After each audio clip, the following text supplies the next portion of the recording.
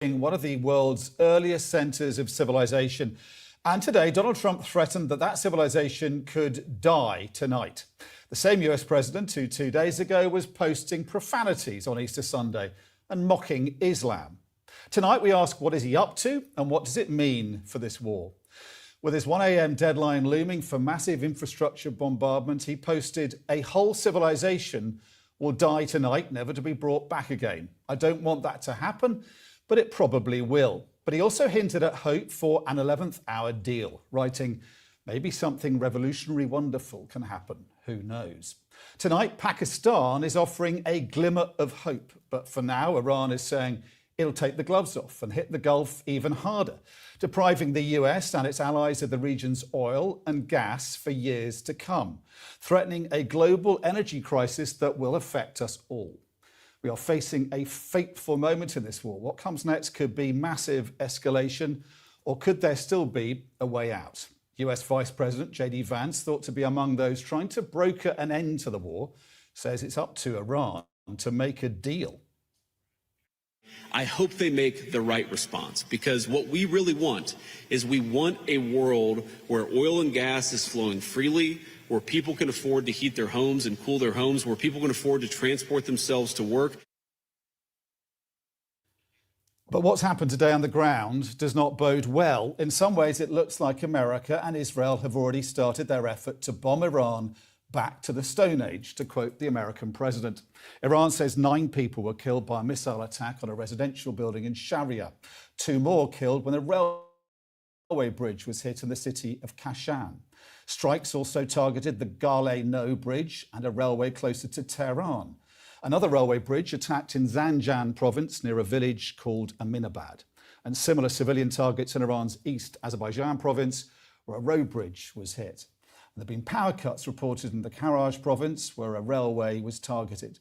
And then there's what happened in Kharg Island, the heart of Iran's oil industry, hit again ominously with multiple strikes by the US for the first time in weeks. Well, international correspondent Diana Magne is in Jerusalem tonight, live to her after we speak to Mark Stone at the White House. Mark, we've learned not to be shocked by this president, but threatening a genocidal end of civilization in Iran seems to plumb new depths. Before we get on to that, some breaking news out of Pakistan tonight, giving us all a little bit of hope. What are they saying? Yeah, look, I mean, yes, it's been a head-spinning day, without question. The president is in the West Wing at the moment. There is a Marine on the door. So we can assume that he is in the Oval Office, and we have heard from Caroline Levitt, who is his press secretary, that he is aware of a tweet from the Prime Minister of Pakistan, a tweet which is important, a statement which is important because it could represent the off-ramp that perhaps Donald Trump, well, would he like to take it? We don't know, but certainly I think the world is on edge, and as we wonder what might happen after this deadline, there are many who are hoping the off-ramp will be taken. The tweet, the statement from Prime Minister Sharif of Pakistan reads as follows: "Diplomatic efforts for the peaceful settlement of the ongoing war in the Middle East are progressing steadily, strongly and powerfully, with the potential to lead to substantive results in the near future. To allow diplomacy to run its course, I earnestly request President Trump to extend the deadline for 2 weeks. Pakistan, in all sincerity, requests the Iranian brothers to open the Strait of Hormuz for a corresponding period of 2 weeks as a goodwill gesture. We also urge all warring parties to observe a ceasefire everywhere for 2 weeks to allow for diplomacy to achieve conclusive termination of war in the interests of long-term peace and stability in the region." Reading that, Dom, to me that feels like the most fulsome effort at diplomacy that we have heard for quite some time in this crisis, coming from the Prime Minister of Pakistan, a country which has been at the heart of the effort to try and find some common ground between the Americans, the Israelis on one side and the Iranians on the other side, a country which talks to both sides. And as I say, we know that the the president, the American president, has seen this statement and is considering it. 8 p.m. Eastern Time is the deadline that he has given before, well, depending on how seriously. Yes, thank you, viewers. Thank you for joining me. Remember to like, share, and subscribe. Remember to subscribe. Look at the chat, and the link is there for you to like, share. It's important so that others can be able to join us. And thank you all for joining me this evening, and even if it's relatively short notice.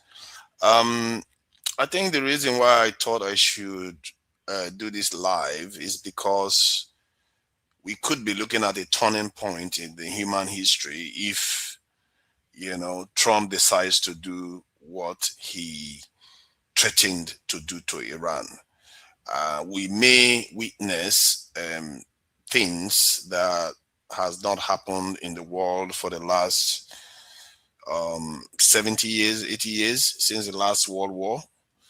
There are people suggesting that maybe Israel was going to use a tactical nuclear weapon against Iran, while others are saying it's just Trump is just bluffing.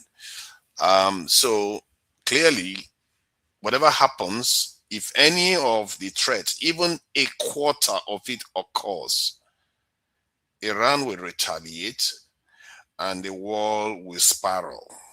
If we think it is bad now, watch what happens when that happens.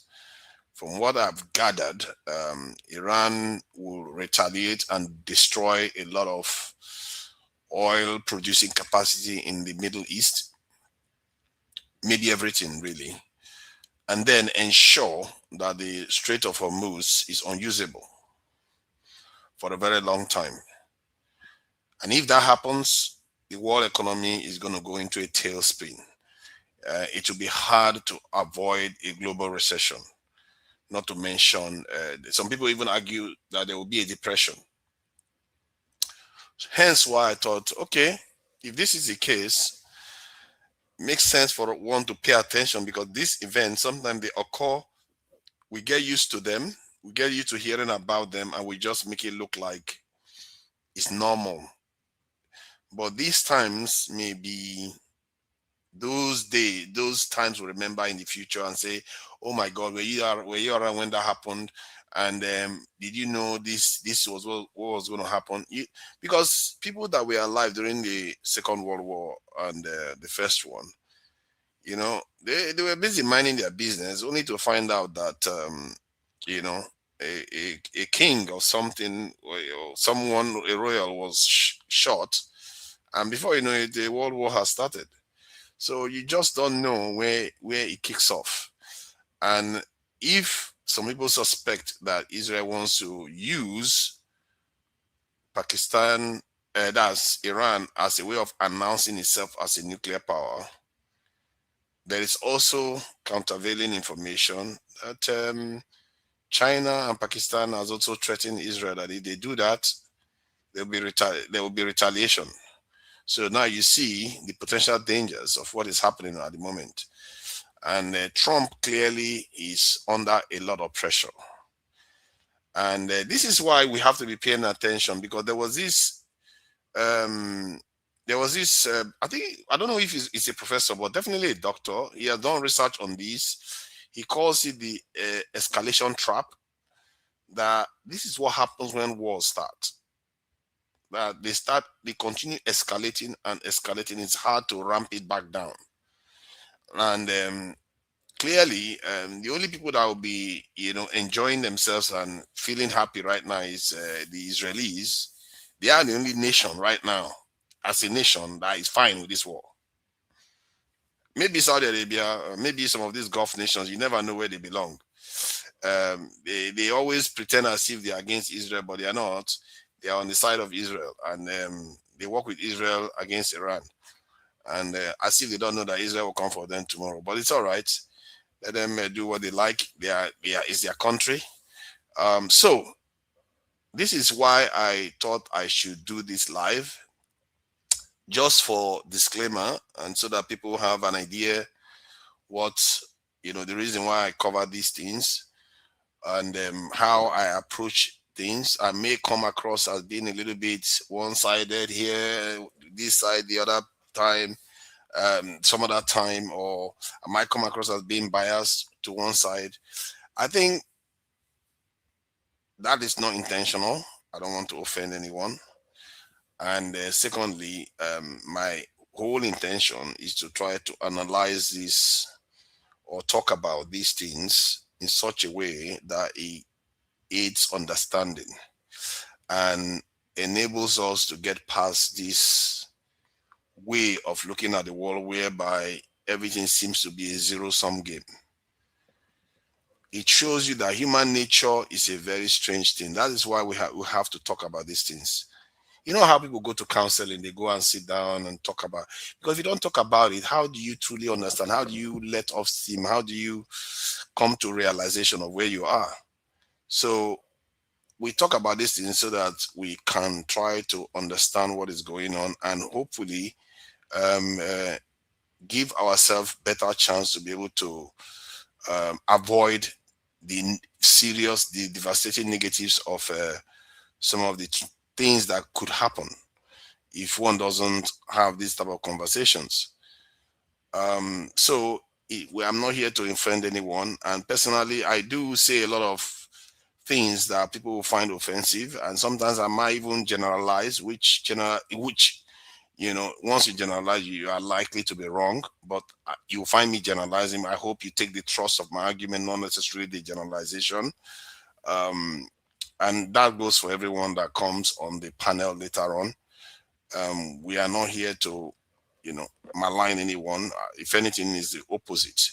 We've seen a lot of kind of nasty discourse or conversations that has led, even in the case of our country, it has led to a lot of venom, divisive way of looking at things, and the same has gone on in the world. It appears there are elements out there that are just hell-bent on tearing humanity to pieces. To what end, you ask? To what end? Why do we do these things that we do? I'm beginning to think that there is no real purpose to these things that they do. The purpose, the reason why they do it now is because they are used to it. It's a form of addiction. Just like Nigerians are used to, running a country that is dysfunctional. Once a culture kicks in, it's very hard to break it. Even if most Nigerians know this is not right, but they still find it hard to break because there is something more than your personal will at play. The same is happening with the superpowers of the world. They are used to winning wars, destroying, getting away with it, breaking international law, getting away their own law. They created international law, they break it. And they are used to it. So it's hard to break that addiction, maybe I should be consulted, I probably need to put myself forward, I should, as a psychiatrist, a geopolitical psychiatrist, for Americans to come for counseling, a kind of war counseling, to help them deal with their urge to go to war, whenever they feel that itch, whether I will give them some kind of patchment or, some kind of, maybe what they call this stuff that the, mint or something, or breathing exercise, yoga or something, just give them something to keep them from, if they feel like they need to destroy Cuba, they're like, no. I don't need to destroy Cuba. We can manage ourselves. We can talk to them. There has to be something. Americans need some counseling, war counseling. And I put myself forward. Since clearly nobody's qualified. I'm the only qualified person to counsel the Americans to calm down. And who else is likes to fight wars? Oh, the Israelis. Oh no, those ones, they are high on it now. If war is a drug, they are so high. They are like this, like they are so high. It's like how can you break Israel out of their war addiction? It's extremely hard. They are a tough case, But I've put myself forward, because these things are rational. You know how they say that whenever they do these things, they always end up at the negotiating table. So what is the point of all the long killing each other and all that nonsense? What is the point of all that? You will still go and talk about it. It's a very strange phenomenon, isn't it? There are very few cases in the world where wars happen and you don't end up negotiating the settlement of the war. Like the Second World War and the First one, I think it was an outright victory, so there's no need to, negotiate. But that said, this issue, I was speaking to an American some years ago, and I told them, you guys, the way you are behaving, I look at your country and I think you guys are the most dangerous group in the world today. Not because you're a superpower, because you've not tasted defeat at home. You don't know what it's like. And you have won the First World War and you have won the second one. So you don't feel any need to share. I mean, when I say you, I'm not talking about the individual American, the state itself. They don't feel any need to share power. Why should they? They don't have any reason to. Nobody can beat them. After all, the times that people tried to beat them, they lost and they won. So why should they give up violence, the power of violence? And that's a conversation I had a few years ago. And I said, because of this, America is the most dangerous country in the world. And then it wasn't this dangerous even. It's not because I think America, their values, they don't value life, but it's just nature. It's the nature of living entities. As a matter of fact, this goes beyond human beings. It's the nature of living entities. When you are rewarded by certain behavior, you're likely to do it again and again and again and again. You will not stop, and you will not know when to stop. And I don't know of any empire that was stopped just like that. They have to be stopped. How do you stop a superpower? How do you stop a nuclear power? How do you stop the most powerful nation in history? The only way is counseling. I told you, it's only counseling. They should hire me. You can't beat them. You can't beat them. Are you going to go and spank Trump? Good luck with that one. Or Israel? You can't. The only solution is by solution. They should come and meet me. I had a vision for this, but maybe some other person is more qualified to have this type of conversations with them. Because I must say, people like Putin and the Chinese leader, they know what it's like to be invaded. They know what it's like. So they think twice when they do things. But America is not. That's why Trump can come out and threaten one of the oldest civilizations in the world. Because it doesn't have who is going to stop him? Who can tell him what to do? Good luck with that one. And if he does what he wants to do, let's say he does, what are you going to do?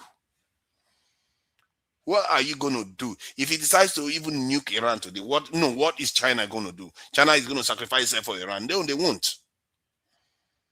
Although they might. They might think, except they think that if we don't do anything about it, we will be next. That will be the only reason, not because they want to sacrifice themselves for Iran. This is getting very, very, very, very, very dangerous. And some people believe this was the plan all along.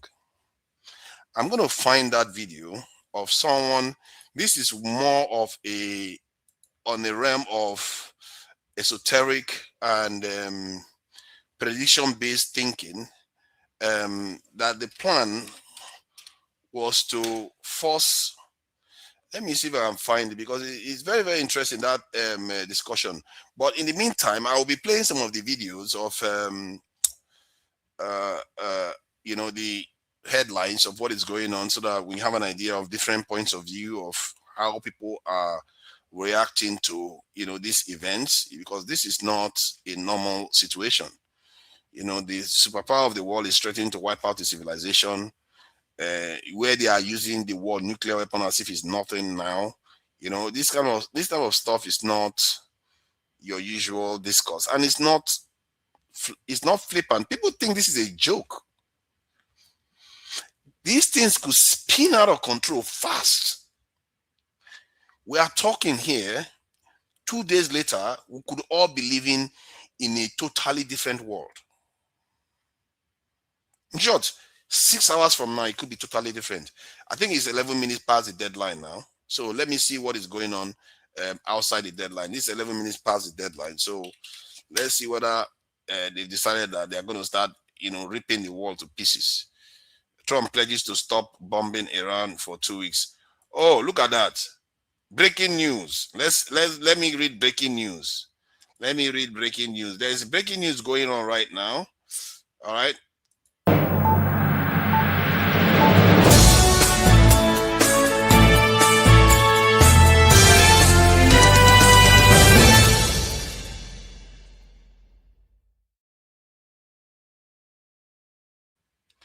Yeah, Trump has said that he pledges to stop bombing Iran for 2 weeks. That is crazy stuff, man. The president said the agreement was made on the condition that Iran agreed to reopen the critical Strait of Hormuz. Let's read. This is interesting. The world, this is not over by a long shot.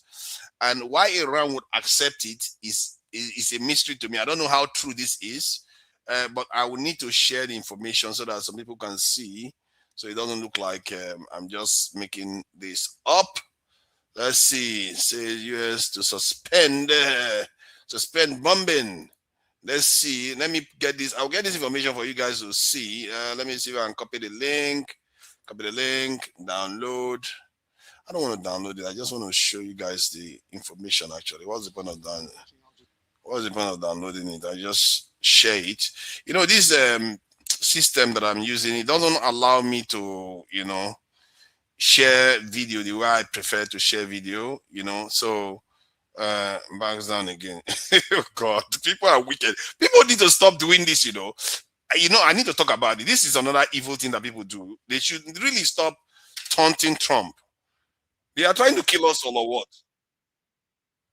Trump is not an ordinary man. Trump is the leader of the most powerful country in the world. It's not an ordinary man. Stop taunting him. This is stupid. Why do people do that? Actually, that's just evil. The guy is a megalomaniac, and you're taunting him. You want him to kill us all? All right. So now let me see if I can play the video so you can.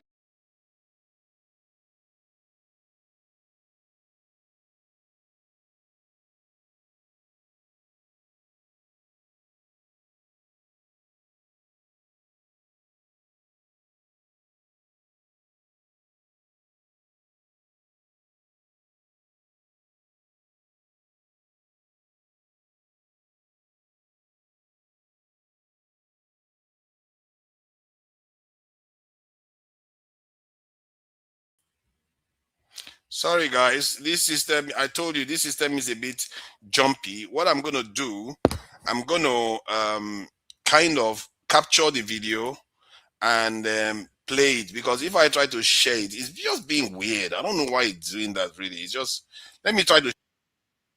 I'll try to share it again, maybe to play better this time. I don't know why it does that. It's just strange behavior. It's not normal. It just does that regularly. Okay, now play it. If I try to play it, I hope it doesn't lose it.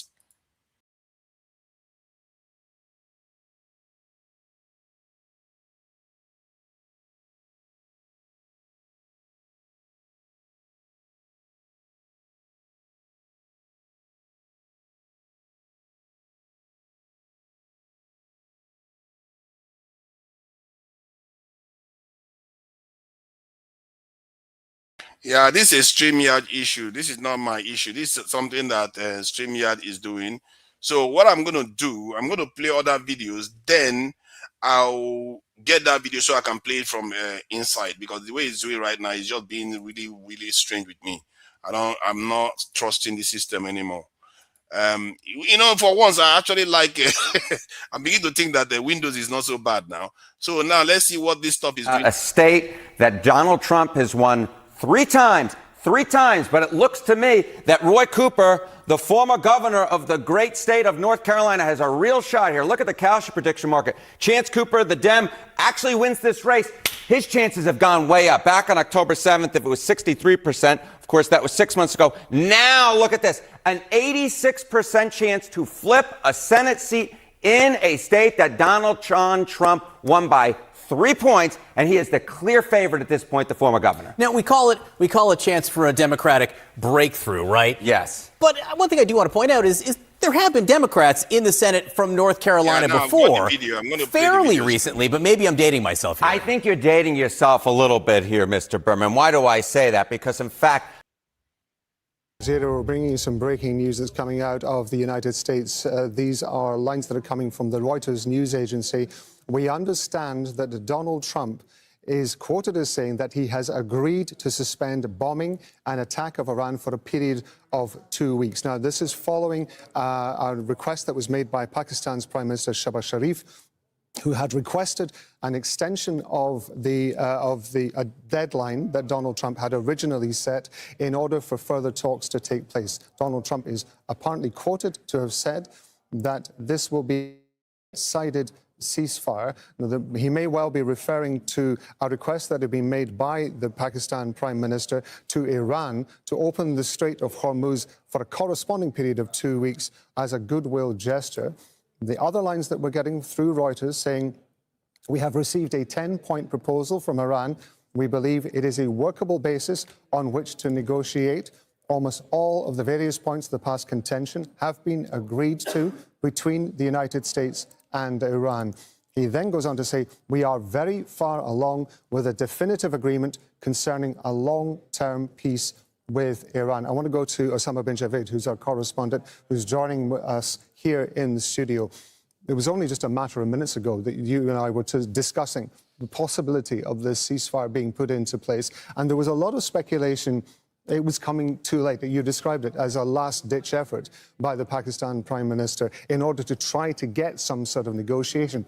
It does seem as though, if these lines are to be believed, that it has had a positive response from Donald Trump. Well, it does indeed. And I think that is going to be a big sigh of relief collectively from the region and beyond, because the alternative was so horrific. As you've seen Donald Trump time and again talk to his social media base and take the rhetoric to a notch where everybody would essentially, there was the level of anxiety around the region was extraordinary in the last few hours. And Donald Trump was the only man who could defuse it, because he's the one who lit the fuse in the first place. Those words, the first post about using swear words on the opening of the Strait of Hormuz, and then saying that he's going to wipe out an entire civilization, just gives you an idea of how much was at stake. So this is, and again, you have to now acknowledge the role relentlessly that was played by the mediators, because as we've been speaking to officials in the last 72 hours, they've been telling us on how uphill this task was in negotiating with both the Iranians and the Americans, because they were essentially talking about egos, not regular diplomacy. I want to just leave it there for a moment, because I do want to go to Mike Hanna, who's joining us from the White House. As I say, Mike, we're just getting these lines now that are coming out. Are you able to confirm what we're hearing? We cannot confirm as yet. There's been no formal statement out of the White House. Obviously, these lines have been coming out from Reuters within the last few minutes. We are waiting to hear for. Break in, if you don't mind. Some breaking news, actually, quoted by the Reuters news agency, suggesting that Trump has said, I agree to suspend bombing and the attack of Iran for a period of 2 weeks. He goes on to say, this will be a double-sided ceasefire. and then going on to say we received a 10-point proposal from Iran and believe it is a workable basis on which to negotiate. Going on to say almost all of the various points of the past contention have been agreed to, between the United States and Iran. A 2-week period will allow agreement to be finalised and consummated, is the language used there. So this is after Pakistan suggested that Iran should open the Strait of Hormuz to all traffic as a gesture of goodwill, and that Donald Trump should remove the threat of attacks on power stations and bridges for a period of 2 weeks. We know the Pakistanis have been speaking tonight to other key mediators in the region, namely Turkey and Egypt. One more line from Donald Trump. I'm presuming this is a Truth Social post, which we'll get up for you in a moment. We are very far along with a definitive agreement concerning long-term peace with Iran. And as I mentioned earlier, some people in Washington have described the threats against the whole civilization of Iran. Thousands that tactic appear to have worked. Mark Stone is coming up in just a moment. We know that Marco Rubio, pictured there with US President, has spoken to Yvette Cooper, the UK Foreign Secretary, as well tonight. We know that a number of nations have urged calm and peace, including, in fact, Pope Leo, who has suggested that the use of the language about the destruction of civilization is truly unacceptable. Let's bring in our Washington correspondent, Mark Stone, agreeing then, it appears, from Trump to suspend the bombing and attack of Iran for a period of 2 weeks. But is this something deeper, Mark? Does this seem to suggest an agreement to end this conflict? Sorry, my phone is just going off as you come to me. Anna, let me switch that off. Yeah, I mean, well, as many predicted, he has, some would say, tacoed. Trump always chickens out. He has accepted, in diplomatic terms, the conversation, the suggestion by the Pakistani Prime Minister. I don't know if we've got the full statement that we can get up on the screen, but I could read it out to you because it clearly is vital.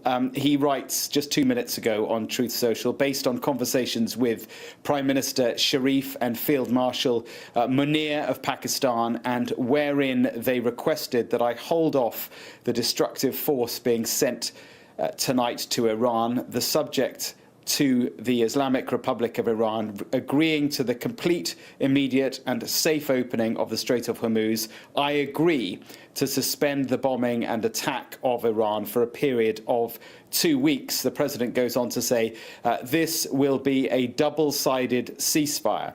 The reason for doing that is so that we have already met and exceeded all the military objectives and are very far along with the definitive agreement concerning long-term peace with Iran and peace in the Middle East.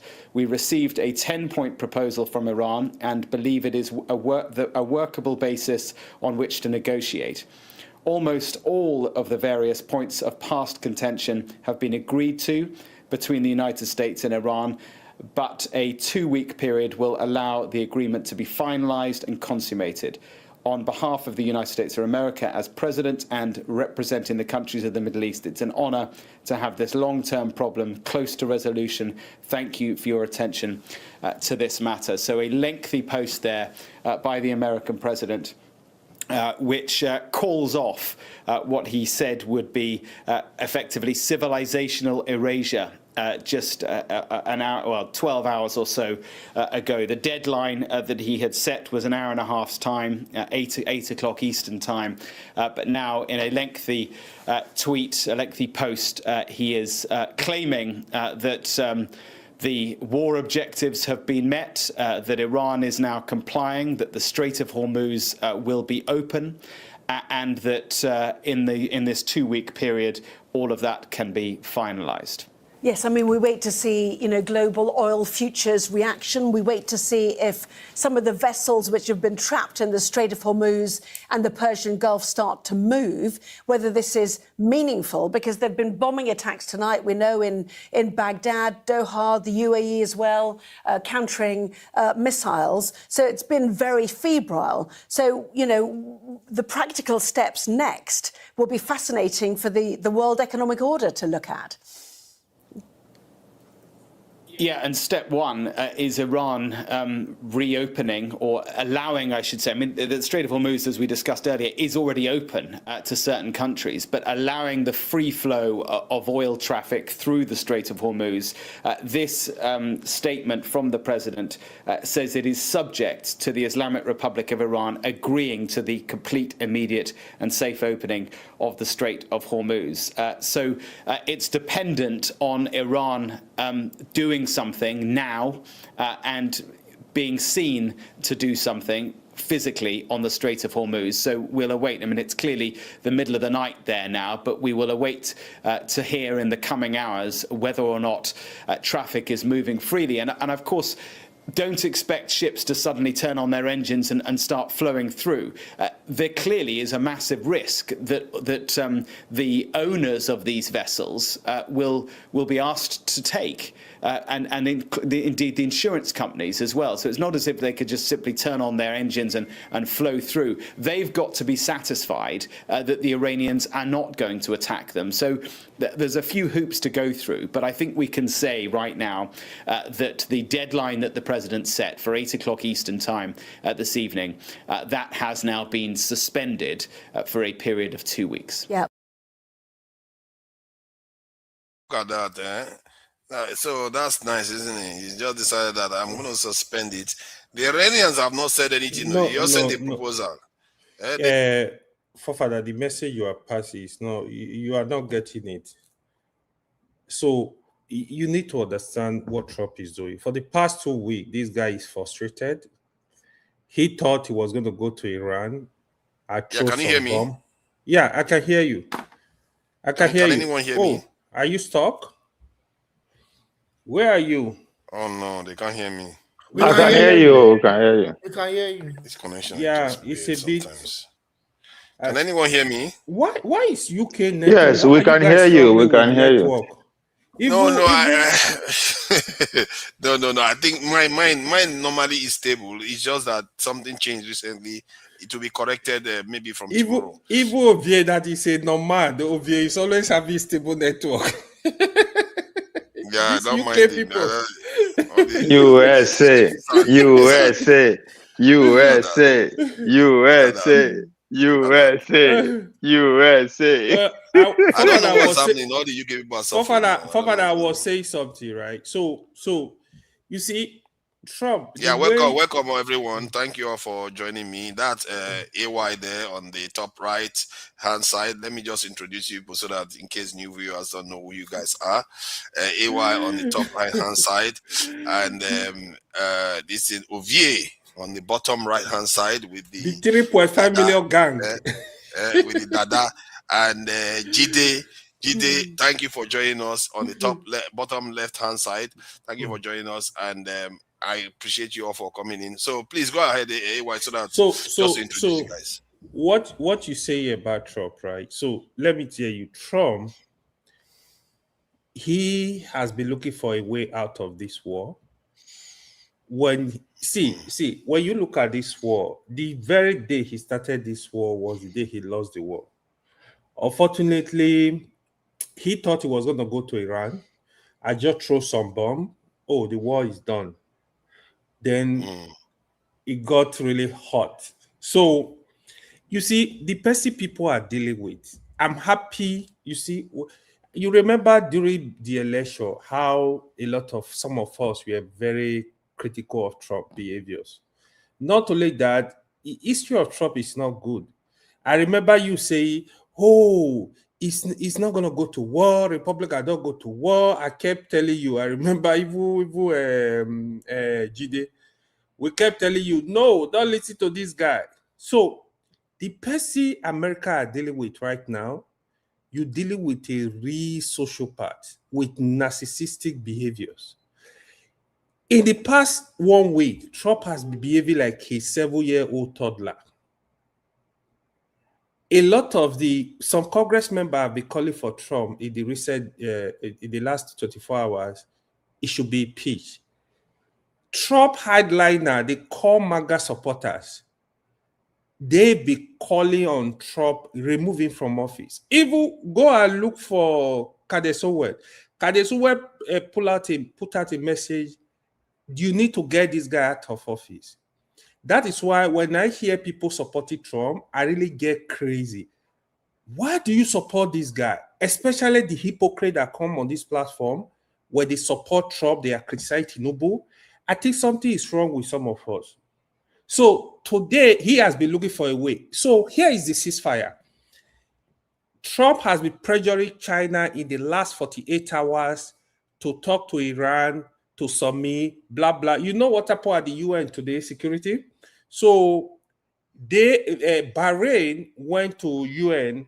They were like, they should force Iran to open up the Strait of Hormuz. So after the vote, both Russia and China vetoed the vote. Then they got crazy. So he has been disturbing Iran, right? China to stop Iran. I think France voted against it too, for what I gather. Even France of all countries. Yeah.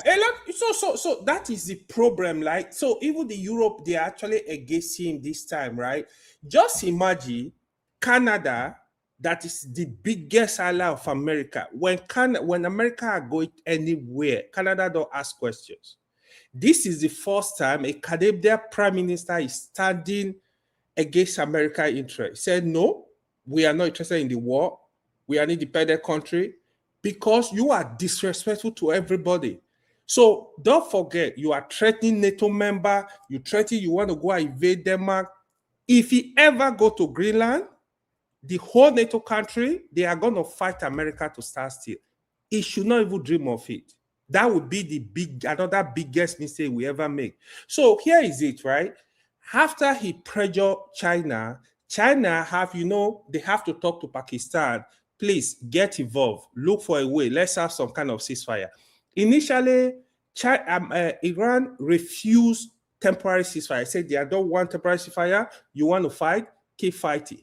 Iran will not be scared. If you like, deploy nuclear, whatever you want to declare. They are not scared. You saw them today. They are everywhere protecting their bridges, protecting their power plant.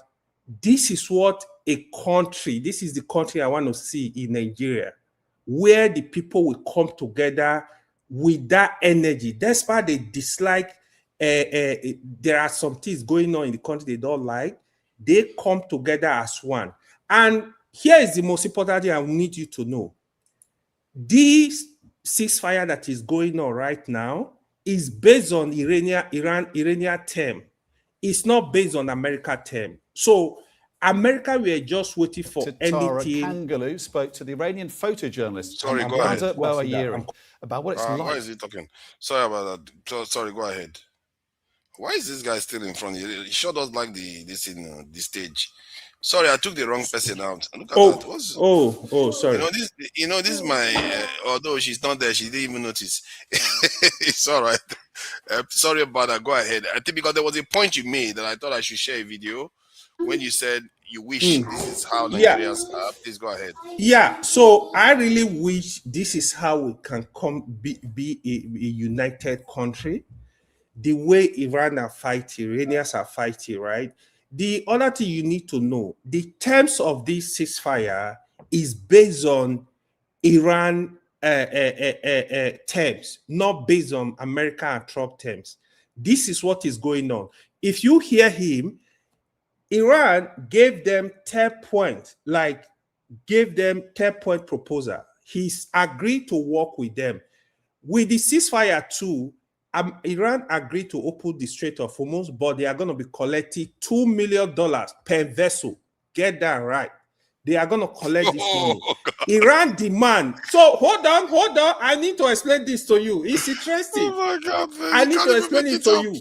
So because Trump does not have option, he has to agree to those terms. But here is the tricky part. All of us, we are still going to pay for this. We are paying for those vessels. What you are buying from the store, the price will still go up. Your gas, the price will still go up. All of you supporting this evil. If you are in Africa, if you are in Europe, if you are in America, if you are in wherever, you are going to pay for it. Iran are willing to collect the money. Any infrastructure that is damaged in their country, they want to fix it. I support Iran. Big up Iran. See, here is the interesting thing. Look at the way Iran have been fighting. They have mercy. They have sympathy. They know their people. This is not new, actually. If you go study Iran, even during the hostage crisis in the 70s, or America hostage in Iran, Iran freed both the black people and the women. They said they are innocent. They are also victims like them. This was what they did. That also you see they're carrying out in the Strait of Hormuz. They say, okay, if you are not against us, you good. Just give us some money. You good, man. You have fun. This is what is going on. I really love how they are united. I love their energy. I love their strength. This is what a country should look like.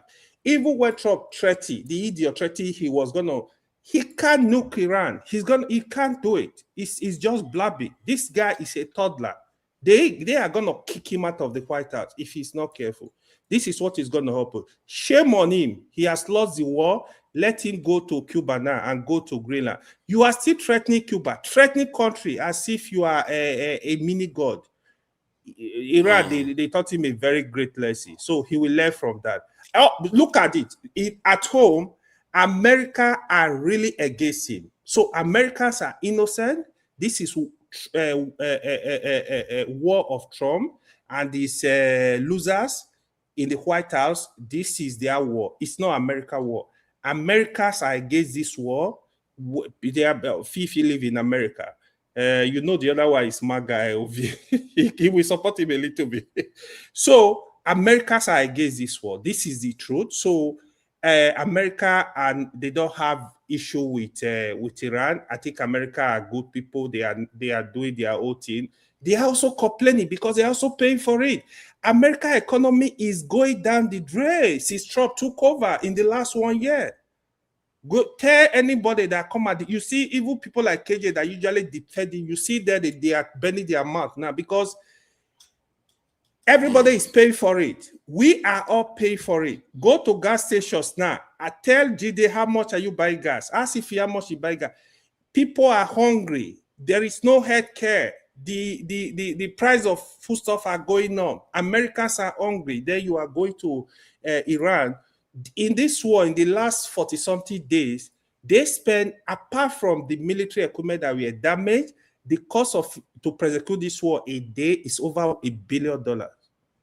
That is the foolishness. Yeah. Now it's telling the Arab country, oh, you are going to pay for it. I hope Arab countries, the GCC, they are going to learn from this, their foolishness of, they thought, oh, America will be able to protect them. Look at what happened to them. Now, all the American bases, they are kicking them out. This is one of the demands of Iran. You have to leave the region. If you don't, we are going to bob you to ashes. Now, the GCC, instead of them to work with their neighbors and have a peaceful coexistence, no, they will not do it. They thought America would save them. Shame on all of them. Big up Iran. The GCC country may really disgrace themselves. I don't think they are past shame now. They don't care about shame anymore. Let me just share something that I saw today. You know, when I used to say that we as Nigerians, we have not faced threat before. Let's just play this breaking news, actually. No, not this one. Quoted... Why is all this ones showing up? Let me get the one I wanted to play. Let me just get that quickly. Because, you know, when you said that Nigerians should behave like the way Iranians are behaving, so that's what I'm talking about. Human chain. Yeah, that's the one I wanted. It didn't come up, which was weird. This is this was the UN vote on a resolution to open the Strait of Hormuz has failed. The exact language of that was it strongly encourages states interested in the use of the commercial maritime routes in the Strait of Hormuz to coordinate efforts. Now, who could possibly be against this? Well, they technically had enough votes for this to pass. However, 2 permanent members of the Security Council issued a veto, and that is enough to strike this down. I wonder who those permanent members were. China, Russia, the predictable actors in Russia speaking at this moment as they vote to down that resolution to protect the Strait of Hormuz. More on that as it develops. But we've been following this hour the story of human chains that are being formed in front of several power plants in Iran. You're looking at these images. They're jarring to look at, Lisa, because I think Emily made a very key point here. At least in one video that we've seen, we have two that we've been playing. This is entirely women. This is children. These are the most vulnerable members of Iranian society and those who are targeted most. And that is who you are circling around your plant, your women and your children. Well, Kaylee, think about the juxtaposition between what we're seeing here and what President Trump and the United States military just did to rescue two of our military men. Oh, no. So they are men Trump said too. no man left behind. You see what the they did Iranian there? regime, they're willing to sacrifice. They were trying to say that there was only women, but there are men there too. Because you know Muslims, they separate men and women. That's what happened there. So, but the point, the reason why I made the video mainly, played the video, was what you said about Nigerians being able to behave the way Iranians are behaving. Because I know when I studied the history that the Chinese, this is what America did to them. America trying to nuke them. That this is not Trump is even keeping quiet. America trying to nuke China, and these people were still doubling down. Like we don't even have that spirit. Maybe we'll find it. Maybe when we are tested, we'll find it. I don't know. But right now, that behave. Yeah, that is why even politicians are playing with us. Instead of us to look at what is good for our country as people, all of us come together. That's why politicians are messing with all of us. You have a president. You don't have any leverage. You don't have any leverage. That's what Bumure keep talking. Like, no, you can't keep being afraid of your shadows. You can't keep. What leverage does Vietnam have? Exactly. Yeah. Vietnam fought to fight for yourself. with stones, and they still defeated them. You still gonna die anyway. You have one few people. How many percent of people? You think you're gonna live forever? You're gonna die anyway. Come on, man. You think you are better than people that are gone? So crazy, isn't it? Yeah. Ovie, I'm sure you must be watching this and thinking, my great Ovie is not happy. You know, my great Thanos nation. My great Thanos nation is looking a little bit shaky. Why is it this Thanos of the nation didn't click his fingers and everything gets off? What is happening? You see, let me put it this way, Ovie. How would this war end for you to say Trump got what he wanted? This is not about Trump. It has never been about Trump. It will never be about Trump. Let's see. The world is changing. Now, when I see they look the world from yesterday lens. Okay, so what's the plan then? The policy that domestic politics that Trump is working with was put together in 2022. That was even before Republicans did their primaries. So it's not about, it's the time. The time has come for America to move to the next level. The world indeed to move to the next level. For the past 100 years, the world hasn't changed. So that's not what I mean. Go and study between 1850 to 1900, 50 years. Now, horse, nine full everywhere.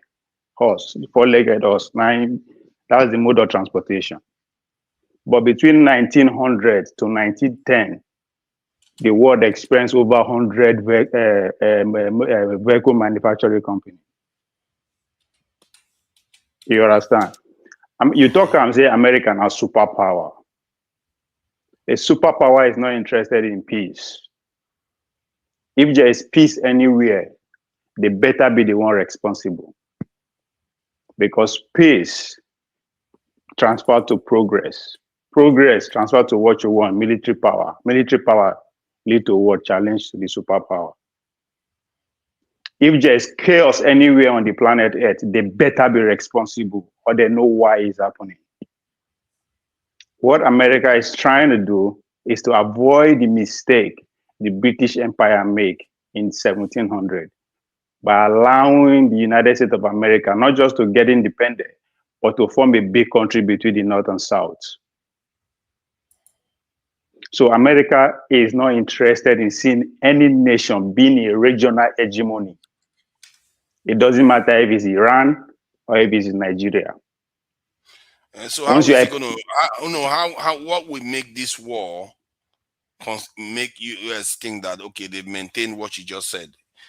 He doesn't want anybody to be regional hegemony. Now then, for them to be the control of the maritime empire that the British people have been in charge for all this while, the war will continue. That's, I mean, now how long can you, because right now, every country will start bearing its individual's name. That's why they tell you, say Europe, you just the watch, Europe go disintegrate one by one.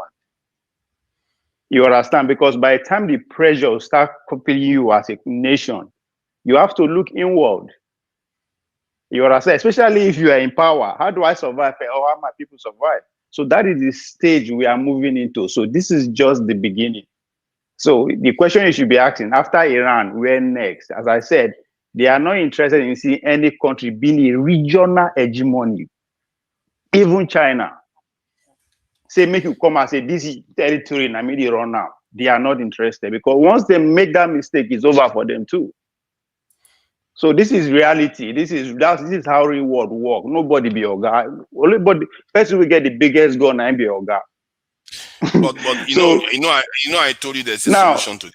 Now hold on first. But because when they celebrate what they happen between Iran, they calculate how many people they die for Iran and how many people America they lose. America has never fought war in his own land since after the Civil War.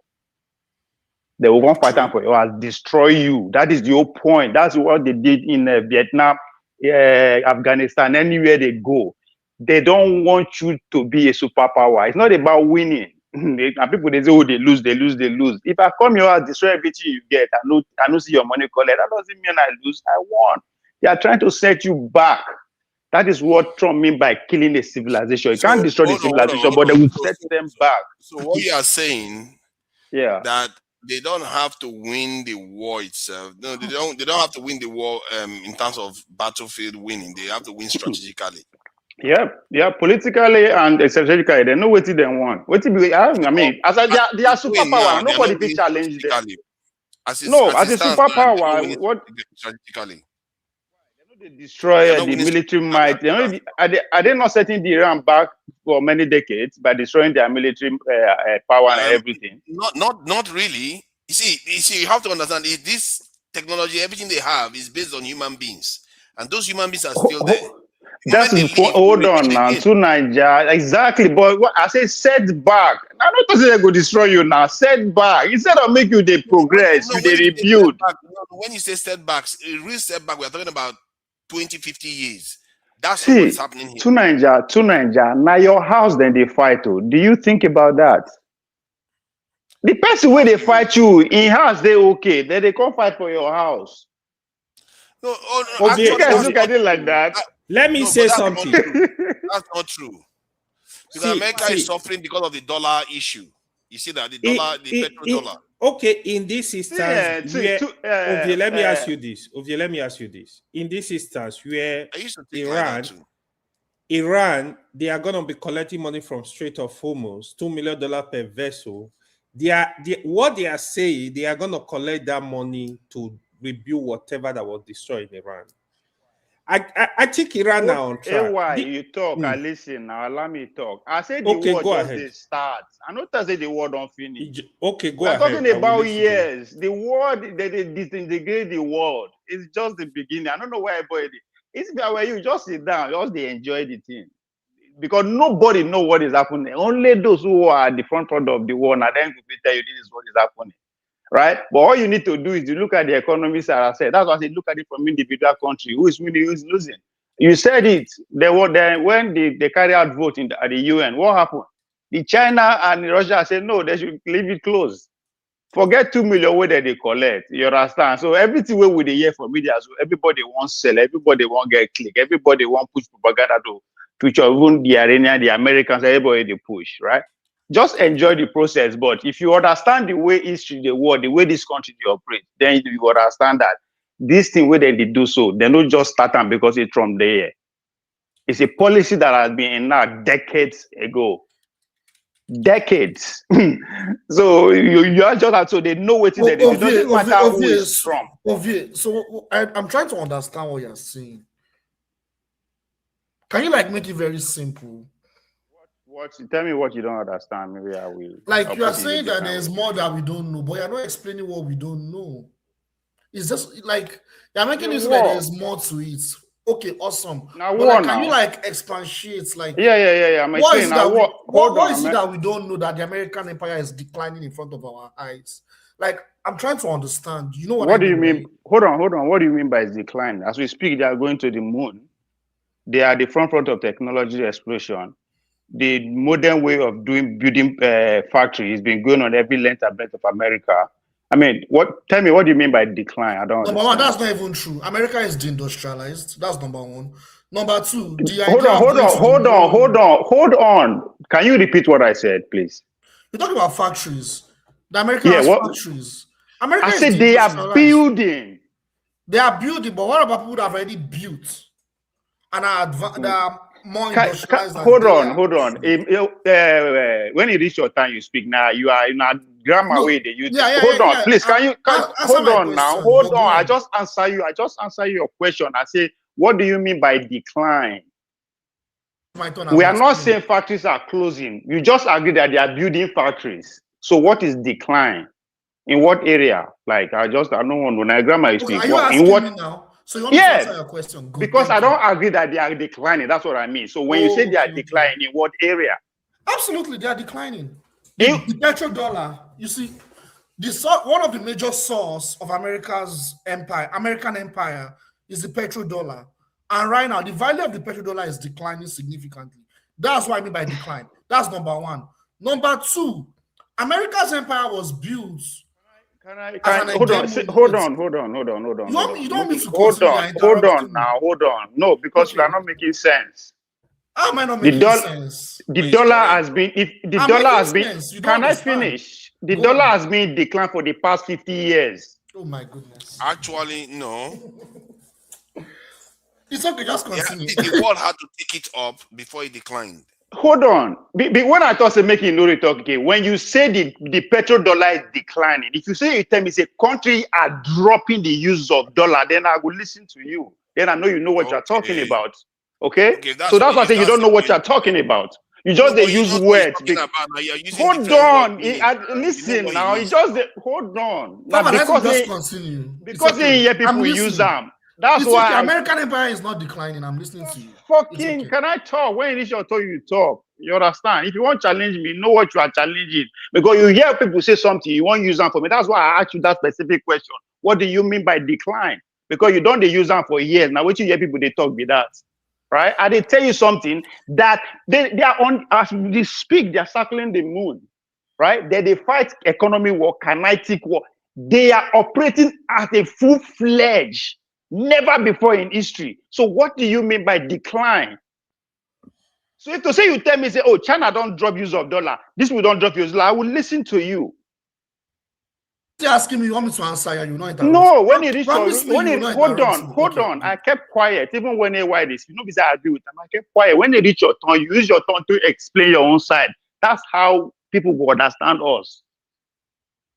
Now, going war. I bring it to you, before Trump come to power, the policy has already been in place. And I am not speaking because I'm a conspiracy theory. I am speaking based on the past events. Since the coming of age of America, no region don't get world empire. Go and ask Germany what happened to them. Has the Western USSR what happened to them? Has Japan, because that was what you are trying to do what happened to them.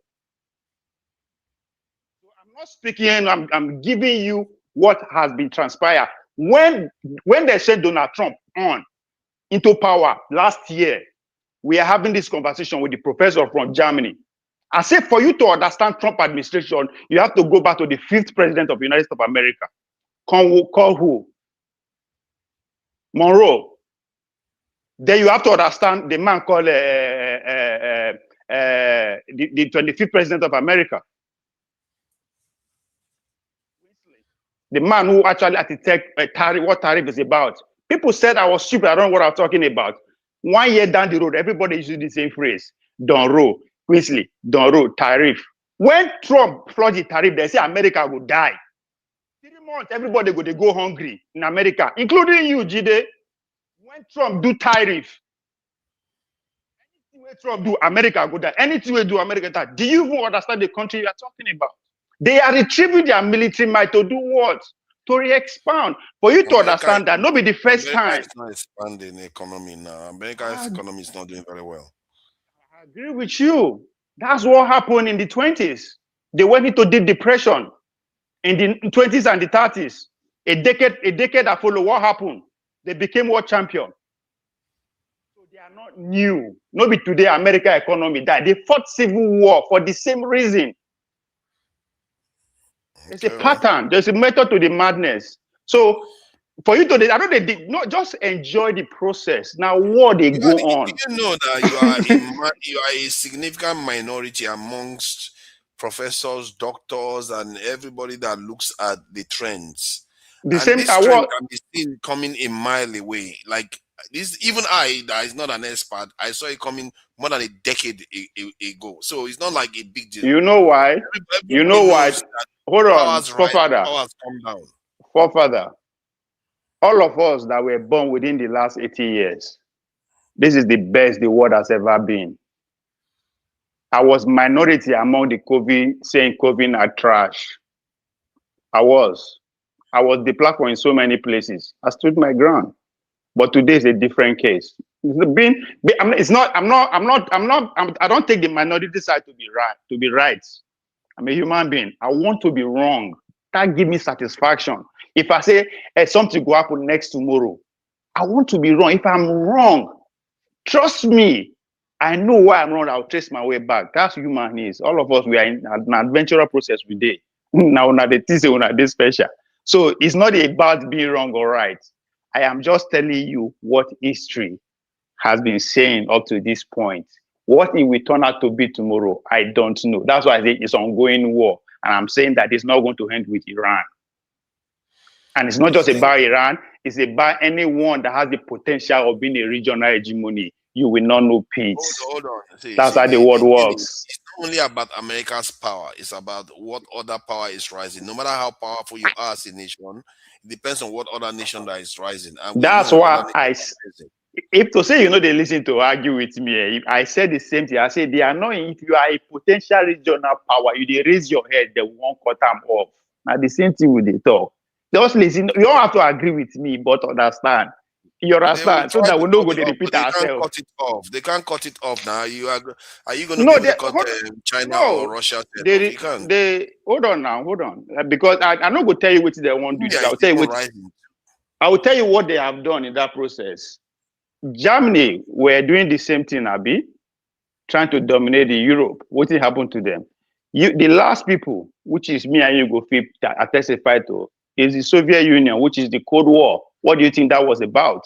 When Japan decided to say Germany now, that's what you are failing to see. America is in Germany now. It's in Germany. It's in Germany. America is in Germany right now. They are the ones threatening annihilation to other people. They are the ones wasting a lot of resources. No, I started by quoting you. You said America is a superpower. I know anything when I talk, it's normal. I'm not coming from my heart. I started by quoting you. So if you said the way I phrase it is wrong, that means you are wrong. So hold on now. I said look like America because they overcame Germany. So that is the same pattern they are going to repeat. No, again, that's not what I meant. Again, listen to understand. When I use Germany, when Germany was trying to dominate Europe, that's what regional hegemony. That's what I mean by regional hegemony, right? Isn't that what America is doing? That's what they are doing in Iran. That's what is going to happen to China. I don't say that China had the project. That's why I told you that they might end up suffering the fate of Germany. The word there is might. So let's wait. They might. Now, grammar you speak. They might. It hasn't happened yet until it happens. So history day from allow you to jump in. You have the whole floor now to make your point. I am not going to interject you. I promise you. Look at FYI, if you need the 10 points, I have them here. What you need them. Yeah, okay, yeah. I would definitely like to. I need that. I need to read that to you. Yeah. Okay. Jide, thank you for joining us. And not mind of you, it's rough now. He's America first. He's the only one doing America first. Trust me. I don't want to make. I can only speak for what I know. Only with I know. He's not the proper American first now. People like Candice Owens or Carson, those are the real American first. Please go ahead. Yeah, thank you so much, fathers. Thank you for organizing this show on a Tuesday. Not our usual weekend, but thank you, man. It's right on time. Yeah, greetings to everyone, man. You see, this news is very groundbreaking. It's very groundbreaking. I told AY earlier today that I'm very confident something is going to change. And that was what happened. I told him that, don't worry, what you're thinking, what we are afraid of, I believe something is going to change. But this period we're in right now, it's a very critical period, in world's history. Yet again, we are seeing a resistance nation fighting U.S. imperialism, with its last BLOD. I don't want to use the word directly because we're still on YouTube, but they are fighting with everything they have, everything.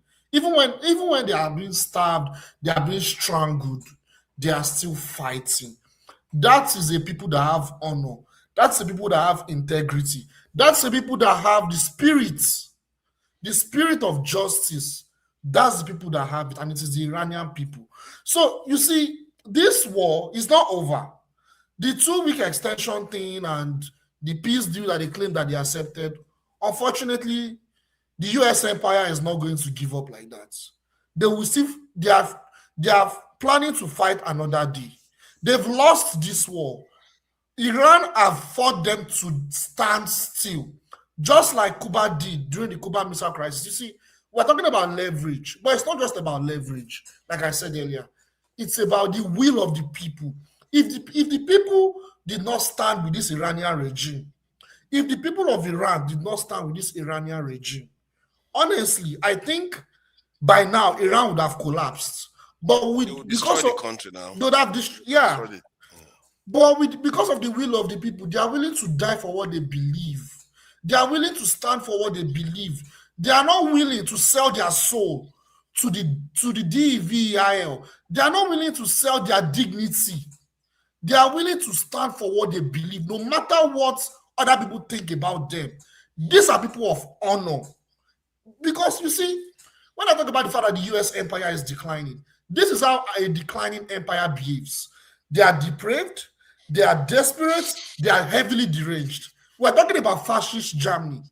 Before Germany became fascist, they became fascists, Germany was one of, if not the most industrialized country in the world. Germany was the most industrialized country in the world. But after they lost the Second World War, they became more desperate. They became deranged. And that was how they initiated the Second World War. And look at what came out with Germany. The same thing with the Ottoman Empire. When the Ottoman Empire was declining, they became desperate. They became deranged. They committed genocide on the Armenians. This is across world history. This is how declining empires behave. This is clearly a declining empire. They've not completely achieved their geopolitical goals in the Middle East. So they are becoming desperate. The mask of democracy, the mask of human rights, it is now slipping away. So they're not becoming more open, more vile, more wicked, because they do not have any narrative anymore. The narrative is breaking down. They can't use the narrative of democracy, human rights, dictatorship anymore. So that is why this man is so deranged. That is why this man is so desperate. He is representing the U.S. empire. He is manifesting the current situation of the U.S. empire. And you see, this is just the beginning. I want everyone to know this. This is not the end. They will keep doing what they are doing. Do you think that the way the Ayatollah was taken out, it kind of, I feel like we misunderstand the Iranian system. I think it's very easy to misunderstand that this guy is a religious leader. It's not like a politician, a proper politician. Yes. So, and the reason why I'm saying this is because when I saw that video of him, I think they have two layers of government. They have the religious layers of government. They have the secular one. Even their military too, their layers. Yeah. So that's why I'm aware of that. But because he's the supreme and he's their leader, we forget that religious leaders generally tend to try to uphold, how do I put it, uphold at least a seeming appearance of morality, upstanding character. They tend to hold that no matter what religious leader you have, especially at such a level. That's what he represents. That's what he represents. Yeah, they represent moral let me finish my point. Let me finish the point because I think some part of every single time I find out more about Iran, I find out I didn't know enough about Iran. That country is a strange country, actually, in so many ways. When I discovered that women were more engineers in that country than men, I was shocked. And then you find out that it was the Ayatollah that put the fatwa not to build nuclear weapons. Like I knew if Iran is going to go nuclear, that guy is going to die. And then he went on to, because there's no way he's going to reverse it if it's a religious man. He's not going to reverse the fatwa. So, and people, they don't believe him. You see, that's the thing. They don't believe, they think he's deceiving them. They forget that it's a religious leader that said that. Yeah. What I want to say, so Iran, their women, they are not only the most educated in Iran. Iranian women and some of the most educated women in the world in STEM. Yeah, probably. In STEM. So Iran is not a small nation. So they don't do OnlyFans. They don't do Evil. Let me remind you. Sorry. Let me tell you this. You people don't know. Even the science we're talking about today, the source of algebra is from Iran. It's from the Persian. So if anything you discuss AI today, technology, that is the source. Algebra is the bedrock of any research you want to carry out in science and technology. Let me finish what I was saying, because I think the British, thank you for that. The British, they know that. And the British value Iran, and I'm beginning to see why. And the Americans know that to an extent, but because of the Israeli influence, it blinds them to it. So, but because he's a religious leader and they went and got rid of him, that could have galvanized the country more than Americans ever anticipated, which was stupid not to think that. Because if you kill a politician, everybody hates politician, but religious leader is a different thing altogether. If you kill a religious leader, the people are like, some of them basically almost worship him. So you can't just go and kill a religious leader and expect the country, especially his believers, not to adhere to his belief. And we're talking about millions upon millions of people. You know, when I saw a video of a Kurdish guy, you know, Trump was talking about giving Kurdish people weapons to go and help overthrow the Iranian military. The Kurdish guy was like, don't try it out, too, because the Kurdish people of Iran, 60% of them are Shia. Where do you start with that kind of Trump? You didn't listen to Trump. Trump said they diverted the weapon. He said the middleman diverted. You didn't listen to this guy. I said it's not okay. What kind of fight is that? The majority of them are from. They believe in this thing, the Ayatollah. So that's not going to work. So when I heard that, I was like, that country is heavily misunderstood. They are not like Iraq that was fully persecuting the Kurdish people. They were not like that. So, but that said, I just thought I should highlight that, because the more you look into Iran, it's not as clear-cut as people make it sound. And every day now, the last protest that happened, first they say it's 2,000 people that were killed. It's 15,000. It's 30,000. Now it's gone up to 60,000. They just those are just nonsense numbers. Those are narrative numbers. They keep increasing the numbers. They're like, what is this now? Soon it will be 100,000 to kill it. And they know Gricious video, Not even two people. One thing about wars is that when there are wars, narrative. Yeah, exactly.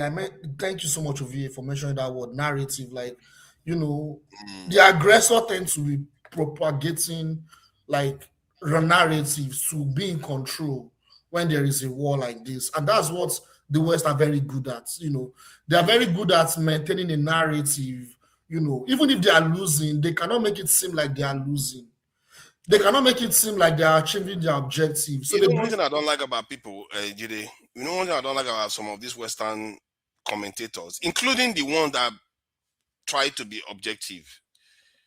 When they hear, let's say they are trying to come out and condemn Trump for what Trump is doing, why he started the war and whatever, then somebody will come and say, oh, Iran killed 50,000 people. Instead of them to say, no, that is not accurate, they would, because they don't want to come across as defending Iran, they will just ignore it. If they say Iran eats babies, they will ignore it. They will just, you can't keeping quiet. You have to say, no, I'm here for the truth. I don't care about Iran. I condemn what they do against human rights. I condemn what they do for against war crime, whatever. Who go hear you again? Who go hear from you again if you go like that? Who? You see, exactly, that's my point. But it's not right. You can't, because what those people are doing is they just keep throwing lies at Iran constantly. And today, a lot of people probably believe 30,000 people died in that protest.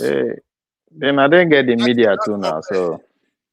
So, but Jide, have you finished so that we can go to Muscat? Yeah, I also want to finish. Let me finish up real quick. Another thing I want to say, and I learned this from my mentor, Diallo Kenyatta. For those that are free, they can listen to Diallo Kenyatta. You know, he's on YouTube. He's one of my political mentors. He's up there. Yeah, Diallo Kenyatta.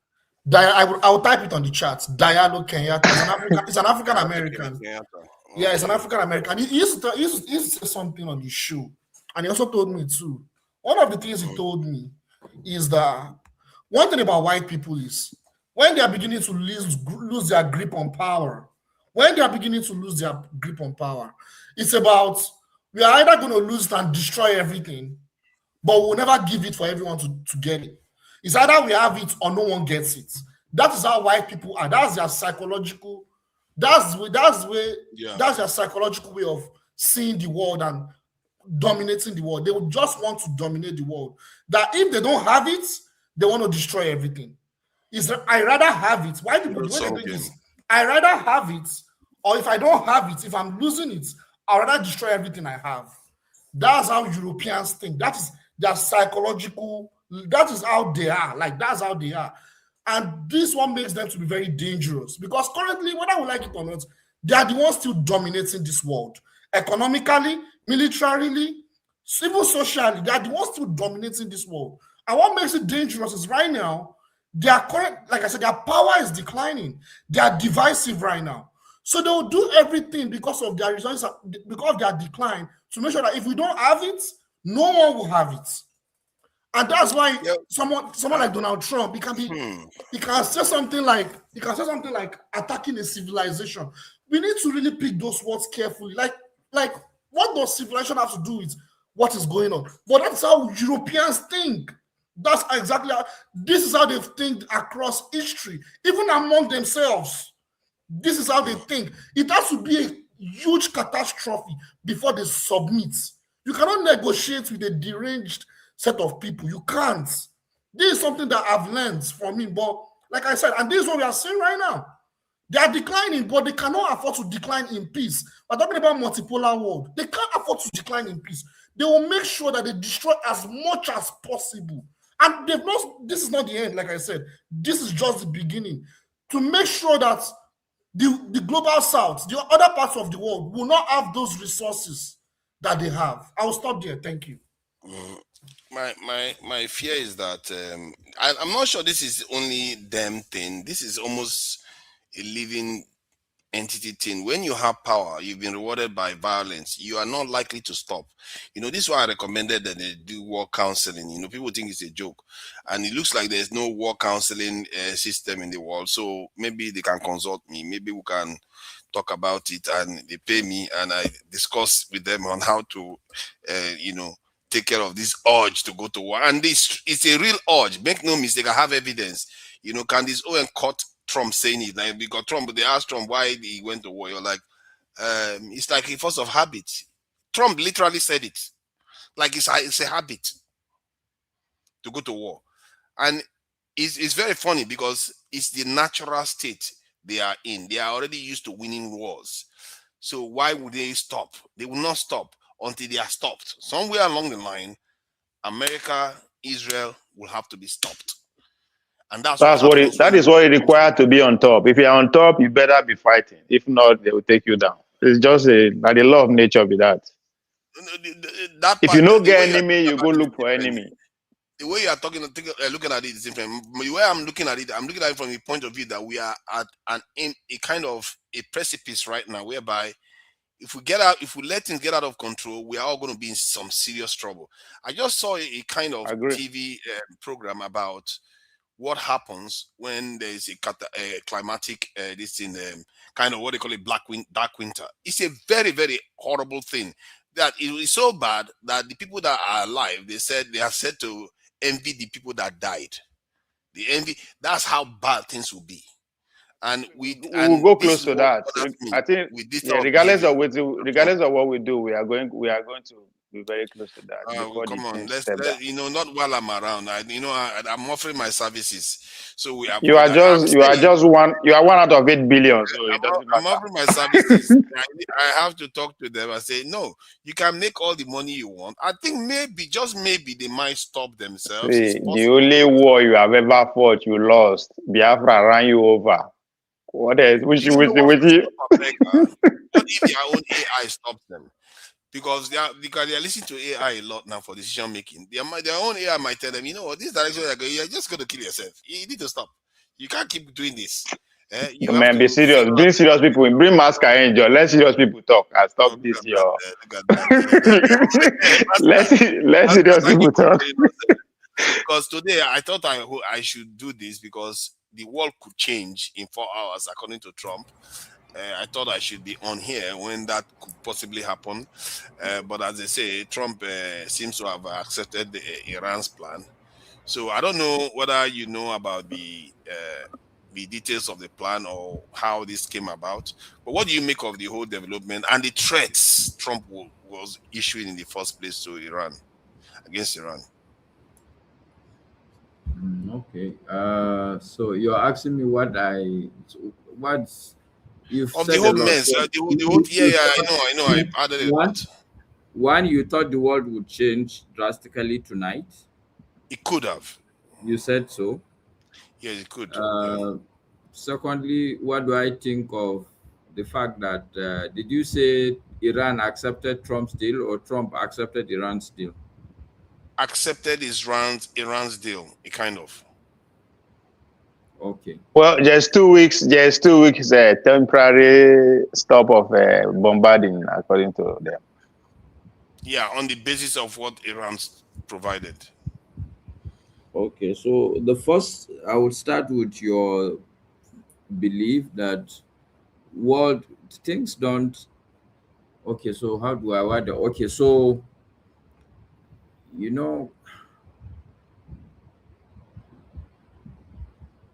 life is, I will use the word stacked. Life is stacked. What I mean by life is stacked is that like we're individuals, then you can stack us up to be a family. You can stack families to be a small community. Then you can stack a community to be maybe a group of people, then a society, a country, and then globally today, a committee of countries. Now, because of that stacking, so things don't happen like, it's not like a chemical reaction with people and therefore the stacks of people. What I mean by in society, in human life, in human endeavors, in human events, in human stuff, things don't happen like that. They happen what you call at the margins. Okay, so let me tell you what has happened today. It's not very evident to people. The world has changed, but not in the way you would expect. So did it occur to you that, do you know the time, the deadline Trump put? What time did he put? 12 GMT. No, Eastern time. What time? That's 8 o'clock. That's prime time. Prime time. Yeah. They wanted to make the American people, go live with it. Yes. Okay. The time. Okay. Yeah. So the point I'm making is, so politics, war now, suddenly, one of the key changes that you'll see, war now is more like a drama. Did you notice that you're hosting a show today now because it's dramatic? Okay. Yeah. It didn't occur to you that we are it's not like, yeah. We are hosting to watch war. Yeah, so like this is more like this soap opera that all these South American people do, like the ritual soccer. This is so it's like everybody is like you can't have your complete day without going to the media to anticipate. We're all full of anticipation. So that's the kind of change. It has happened. But the most critical change now is, so now what do you have any definite thought about what will happen after the 2 weeks? No. Exactly. So this is the kind of things that happen. These are the kind of change. So I want to just start from there, from your expectation that one day something will just happen, that you hear that they will nuke one country. It doesn't happen like that, but the changes are already. Yeah, something tell me somebody they will break the 2 weeks. Something will happen and they will say the deal is off. I won't be surprised. Yeah, so one of the critical thing also for me, it's so in my mind now, all this posturing of Trump, it's like, yes, now we know that military might does not mean victory. Do you understand what I'm saying, forefathers? Is it that I've been? Yes, leave for further country. Just keep going. Yes. Sorry. I think my mic was muted. Sorry. Yeah, of course, military might doesn't necessarily mean you win the war. It doesn't. Iran has proven that. Afghanistan the same. So they'll see end up at the table, negotiating table, last. In the end, so now everybody is now realizing that. So maybe I need to backtrack a bit, because there are some countries, assuming if it was with Nigeria, I'm sure we would have done an unconditional surrender. Oh, of course. Of course. But with serious countries, chances are that if you are a serious country, that military might does not guarantee. Like Vietnam, and I heard you guys talking about, America having this, they have a knack now for war. But my mind also tells me that, you see, it's not really that they have a knack. I will call it the Vietnam syndrome. When you've lost a fight, you think you are powerful, you want to look for an opportunity to reassert your powerfulness. It's like all these boxers. You fight somebody, you lose, you go and train, you want to come back again and fight and just show that, look, that was just a fluke. You are really a powerful boxer. I think that's the problem. But again, one of the other things that they also born out of war now. They started with war. America started with war, so I don't think they can stop. But what people don't even understand is, for me, I think it's more to do with Trump. This thing has more, it will tell more on Trump than anything else. Because the truth is that wise white men, I say it 3 times, understand that Iran is not a pushover. You don't just, it's not the kind of country you fight in the daytime. With all those mountains. Yes, people forget. Let me tell you, people forget that it was truly America that used Iraq as a proxy. When I hear them talk about Iran having proxy, I laugh. Big laugh. The first person that used proxy is the same America. They used Iraq as proxy to fight Iran. But people have forgotten that. So when I say wise white man, understand that you can't just do what Trump was attempting to do. You have to be very Machiavellian with Iran. That's why somebody like, I think it was who pushed, it wasn't Reagan that pushed Iraq to fight Iran. Yeah. Was it? Yeah, okay. Yeah. It was Reagan. Wow. Yeah. It was smart it was enough during to know that that. period for sure. Yes, I'm not going to come at you directly. I'm going to use somebody as a proxy. But having said all this, I think for me,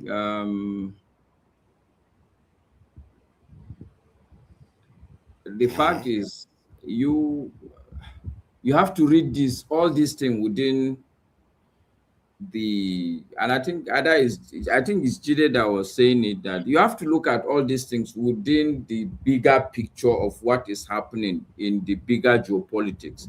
Take it or leave it. America as an empire is on the decline.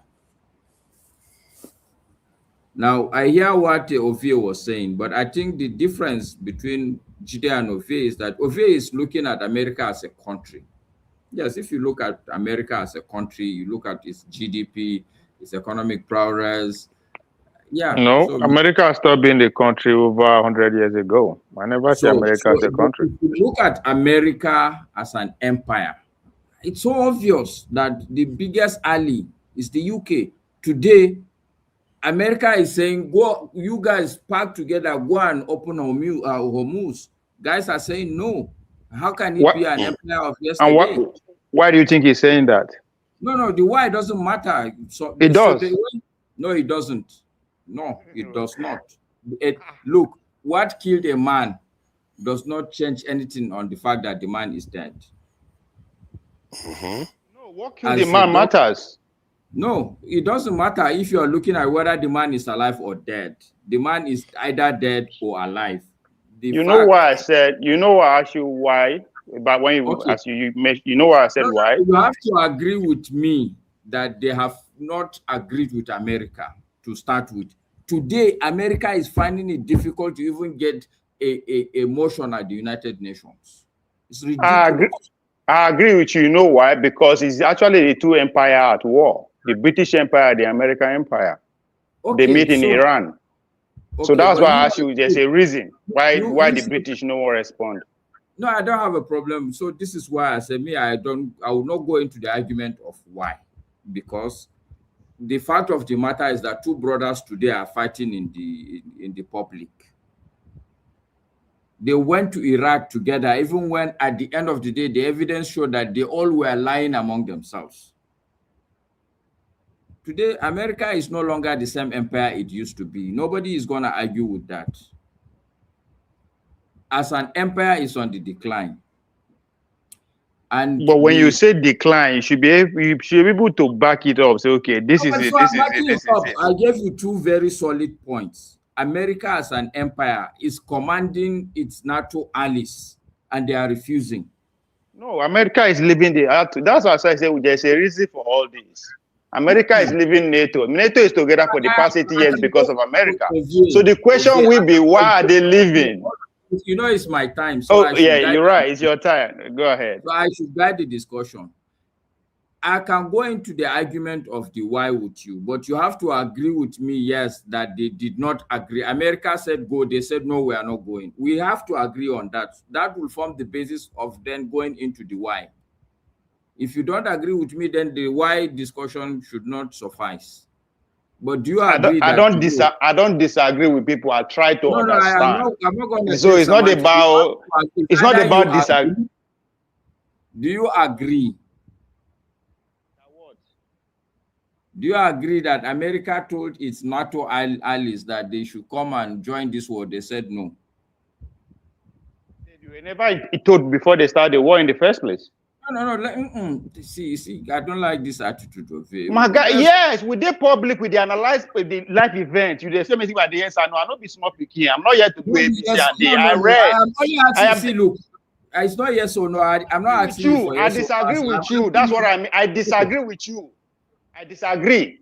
If that's what you want to hear, I disagree. It's okay. So look, if you disagree, I'm okay with it. I mean, like, I always put the caveat that what I'm saying is just a conjecture. It's not written in any book. It's neither a fact nor a universal truth. It's just my own opinion. Exactly. So since it's not a factor about it, why do you want me to say yes and no? It does. You see that doesn't make sense. So that's why I said. That's why I say I understand you. I understand. See, I disagree, I don't disagree, which I do understand what you are saying. But you are telling me to say yes or no. The reason why I wanted you to agree with me or disagree with me is because you are bringing up a why analysis. So I'm saying that before we start discussing why, let's even, are we on the same page or not on the same page? We're not on the same page. So therefore, if we are not on the same page, you are saying that the man is still alive. So we can't start arguing about what killed the man. But because it's an event, history is the study of events. When events happen, you analyze it from different angles. That's what this event means, because now two people they engage. So you have to see it from different angles.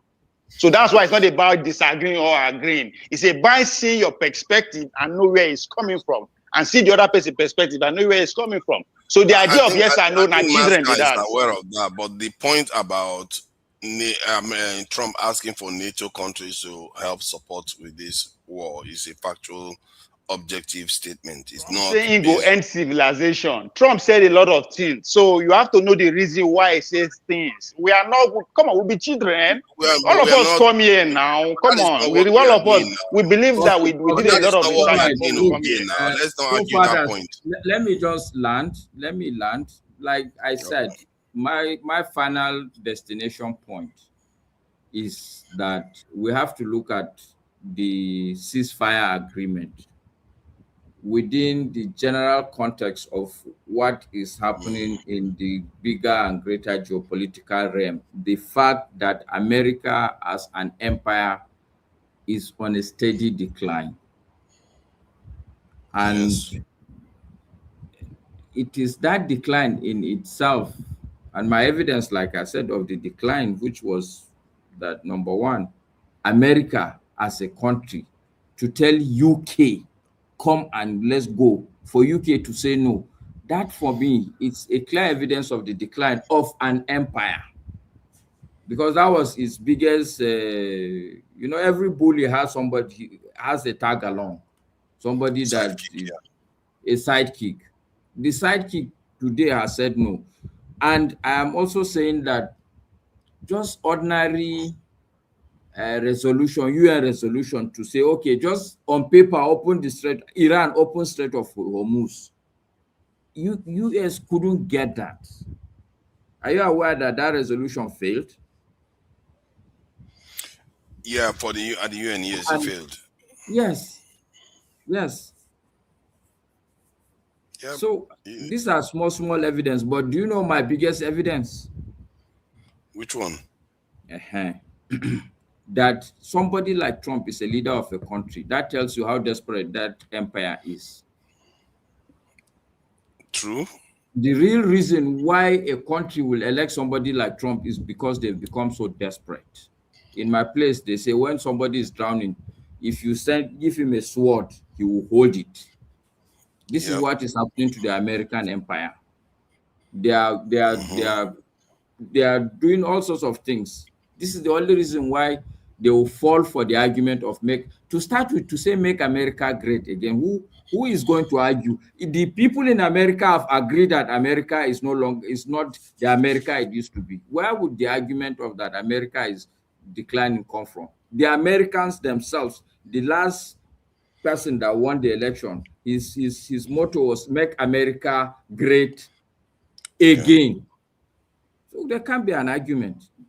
Like Jonathan Goodluck would say, Americans will know, right? Americans will know whether America is great or is no longer great. And every empire that have collapsed, that is the sign you see. Two signs normally happens. The one outside, which is what we are seeing in Iran. Okay, we've seen it in Venezuela. Like you're desperate to hold on to what used to be your own, but now you can see that the thing is getting out of your clutches. But for me, the bigger sign is when you look inside the whole environment of the empire. That tells you a lot. Whether that look at China, for instance. How many crises do you have coming out of China? Very rarely. What does that tell you? For me, it tells you that empire is on the ascendancy. Yep. Because inside you, you must collect yourself together first before you can even go out and venture to truly be an empire. And also, Master, to reinforce what you said, an empire that is ascending commands authority. Yes, it's not, and that's a very important point to explain what is happening outside. There was a time when America would say, and it would be done. It doesn't have to carry any stick on anybody. People, I used to know when we were young, people will you will see people wearing shirts of American flag, black man in Nigeria. All this terrorism that people talk about, the truth is that half of it is born out of American desperation. But I think so that I will not be the only one talking, I'll rest it there. Thank you. So thank you for that. I was trying to find a video, and that video is a bit annoying to find, but I'll find it hopefully maybe during our next live. So AY, did you manage to get the 10-point plan that Iran proposed to Trump? AY, can you hear me? Or let me see if I can find the 10-point plan, because that would be interesting to know the actual details. Iran 10-point plan to Trump. All right, so I'm not sure they've shared it, and AY cannot hear me. Iran considers itself victorious because it survived. I know. Initially, when the war was going on, it was about 25. So I think they might have compressed it or made some concession to make it 10. But I think let me check it. Yeah, I thought AY said he had it now. Now he just decided to disappear.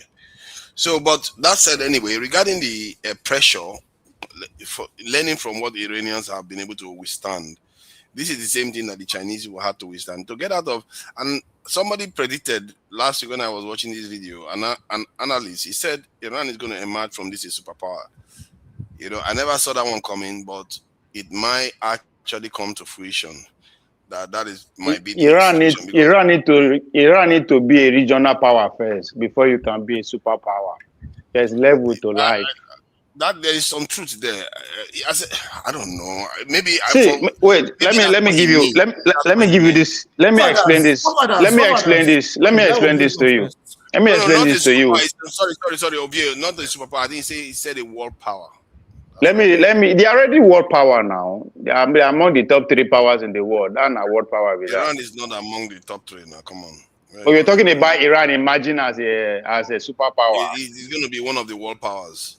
That's what the guy was saying. The analyst. I thought you are talking about because see, even that's if you use America as a strategy, because the America might be the baby of the house in terms of talking about empires that come. They build on what the Roman calls cyclical. It's a periodical, just like human being, right? They'll born you as a kid, you grow up, you become a man, reproduce, and you die. Pretty much every 20 years, right? Human being change, evolve. That's how American country exists. The first at the birth, be the Civil War of 1676, right?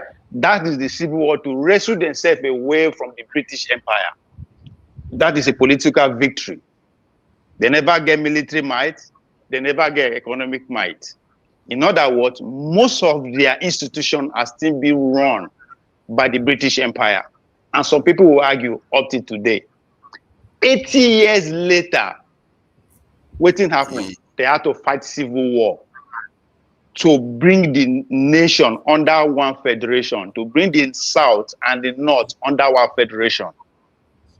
80 years later, they have to venture out of their domain, which is what James Merrill approached the Congress, that they are of age economically. Every European power had to leave.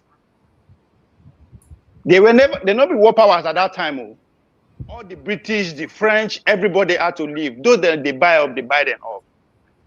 Right? Yeah. 80 years later, Fathers, I found the 10-point peace plan. Should I say it? Yeah, I found out too. Please I let me just found finish. it myself. Okay. Yeah. Later, they had to dominate Europe. Their what? The Second World War. Now, if you look at every junction, the economy suffer, the socio-cultural, everything suffer, but they emerge victorious. So now the fourth 80 years you they see so. So what is happening? They not just wake up, it begin happen. That's why I say, come out your name of the trouble. Because if you look at for the past 10 years, what did they call them, Biden, the power, they begin empower the presidency. There's a reason why. So they begin empower the presidency. So regardless of who come, right? If it is a Trump, they mad or in the crazy, regardless of who come, the same policy we see they happen. The performance, how you go about that will be different. But that is not new now. That has always been the case during times of distress, uneasiness, wars. Presidents and elites, even during 9/11, George Bush was extremely powerful. Junior. That's why I thought say, don't conclude on what is happening now because they are still in the process. The economy is still going to get worse. These people, during the Great Depression, people they line up, no be black people, even white people they line up, they beg for food like Alimajiri for America. We are not concluding America. That's like 100 years ago. America is going to be a very powerful country for a very, maybe forever. As at that, now hold on now. Hold on. Now that they emerge on top. British Empire was still there. They just break the British stronghold in Iran. Because you need to understand what maritime empire is all about. Then you understand the power that is there. British was still controlling up to the day Trump strike. So when Trump say we have won, that's exactly what he's talking about. Oh, come on. Then you are the only one talking about that one. Nobody's argued that point. The British people don't. Because how many people, how many people come here, they actually analyze the economics of geopolitics. Not be story everybody they got talk for, yeah? Come on. You are bringing a point that is quite... Tell me about Lloyd Insurance, if you are in the UK. Hold on. Tell me about Lloyd Insurance. Lloyd Insurance? Yes, and they are rich. And they are rich. Lloyd Insurance, Lloyd goes way back even towards the times of slavery, but they have banks, they have all kinds of different institutions. So that they have insurance is not going to be a shock. You are not okay. Americans have insurance too. So see, I'm not saying that they don't have insurance, but that is not the reason. It is not even close to the reason why the British people are reacting the way they are reacting. Trump, I don't understand. No, hold on first now. Hold on now. Do you understand what they say maritime empire, what it means? Yes. You understand what it means? Of course I know what it means. And you are not saying you now understand why British no go fight war to break their own stronghold. How? Will you do it? Actually, they have an interest in fighting that war because they were the people that created the maritime empire. They want it to flow. So in reality, why would they not get into the fight? The only reason why they don't want to get into the fight because Trump has misbehaved big time. Hold on. Don't rush. If they get involved, whose side are they going to be on? The America that is actually going years after that same empire because it's a civil war between the English-speaking nations. I can't believe. So who you want to? America and England. Anyway, that's what I say. See, that's why I say. Hold on. I talked for you before. Before you understand what is happening, you have to understand World War I. If you don't understand World War I, you have no clue what is going on. See, you have taken enough time. Don't do this. You might as well tell us anything. It has anything to do with visual. Can I talk? No, but sorry, Jide, let me just push back on it. I just want 1 minute just to push back on Ovie's point. Because I think, Ovie, you are saying that as of today, it is Britain that is preeminent in the affairs of Iran, and America is trying to take over in Iran. Is that what you're saying? No. It is more nuances to it than that. No, I don't want to make you quote me on that. I don't want to make you quote me on that. That's why I use the one maritime empire. We don't understand what maritime empire I mean. If you don't understand since when British people begin control maritime empire, waiting at the talk, so it no go make sense to you. Okay, it will not. But I just want to push back to say that for a very long time, America took over Iran as an economic interest from the UK. Go and check the first agreement that Iran and the UK reached. The Iranian oil, UK was collecting 83%. Iran is getting only 17% of their own oil. Do you understand the dichotomy of and globalists and nationalists and the agents between and the agent? So that is the part of the America that is actually in Iran that you are talking about. It's different from what Trump is leading. No, Pax Americana is different I'm from. not even talking about now. I'm talking of the 19th century, not now. I'm talking of the First World War you are talking about. Mm-hmm. Yes. The First World War. The First World War. I'm not British. The First World War. Hold on. America hasn't come of age now, but the British were still very much in charge. And so that's what, you see, this is the story I'm trying to put to you. That yes, true. At some point, Britain was collecting almost all of Iranian oil for free, because if you're collecting 83% and you're leaving the country, I am more focused on the logistic. Hold on, I don't care about it. No. I am not talking about oil. It's almost as if you come here, you introduce topic that is so obscure that has nothing to do with any evidence. If you have one shred of evidence for your argument, share it, please. And he's responding to me. And he's responding. Yeah, no. I'm asking you one shred of evidence what you are saying, and I don't know why we are allowed. Maska. When you look at Iran, let me tell you the fact. When you look, let me tell you the fact. Let me tell you when you look at Iran, look at the geography. Now, allow me to moderate. We need to read the 10-point plan. I can't waste time talking about an obscure topic that has nothing to do with what is happening. We are talking about Iran. We are talking about Iran. Are you talking about the maritime law? Iran crime na their geographical location, nothing else. Now where they did be their crime. So when I'm talking about maritime empire, I'm not talking about oil. That's why I asked you, if you don't understand what maritime empire means, I know it will make sense to you. I know why I said that. You guys can go ahead. Right. All right. According to the statement, the plan includes. I think we should just hear Ovie out, even on the maritime. We've had him out now. But there's no. I asked for one shred of evidence of what he's saying, so that we can follow the discussion. This is a continuous. This is a developing event. I expect you to listen to me. That's not fair. Hold on. I'm not saying now developing events. We are going to talk about it again tomorrow, next week, next month. So don't worry, Mascot. We'll get time to talk. Okay. All right. So I wanted to read the 10-point plan. Because that's actually quite relevant to the discussion. So it says, number one, controlled passage through the Strait of Hormuz in coordination with the Iranian armed forces, which would grant Iran a unique economic and geopolitical position.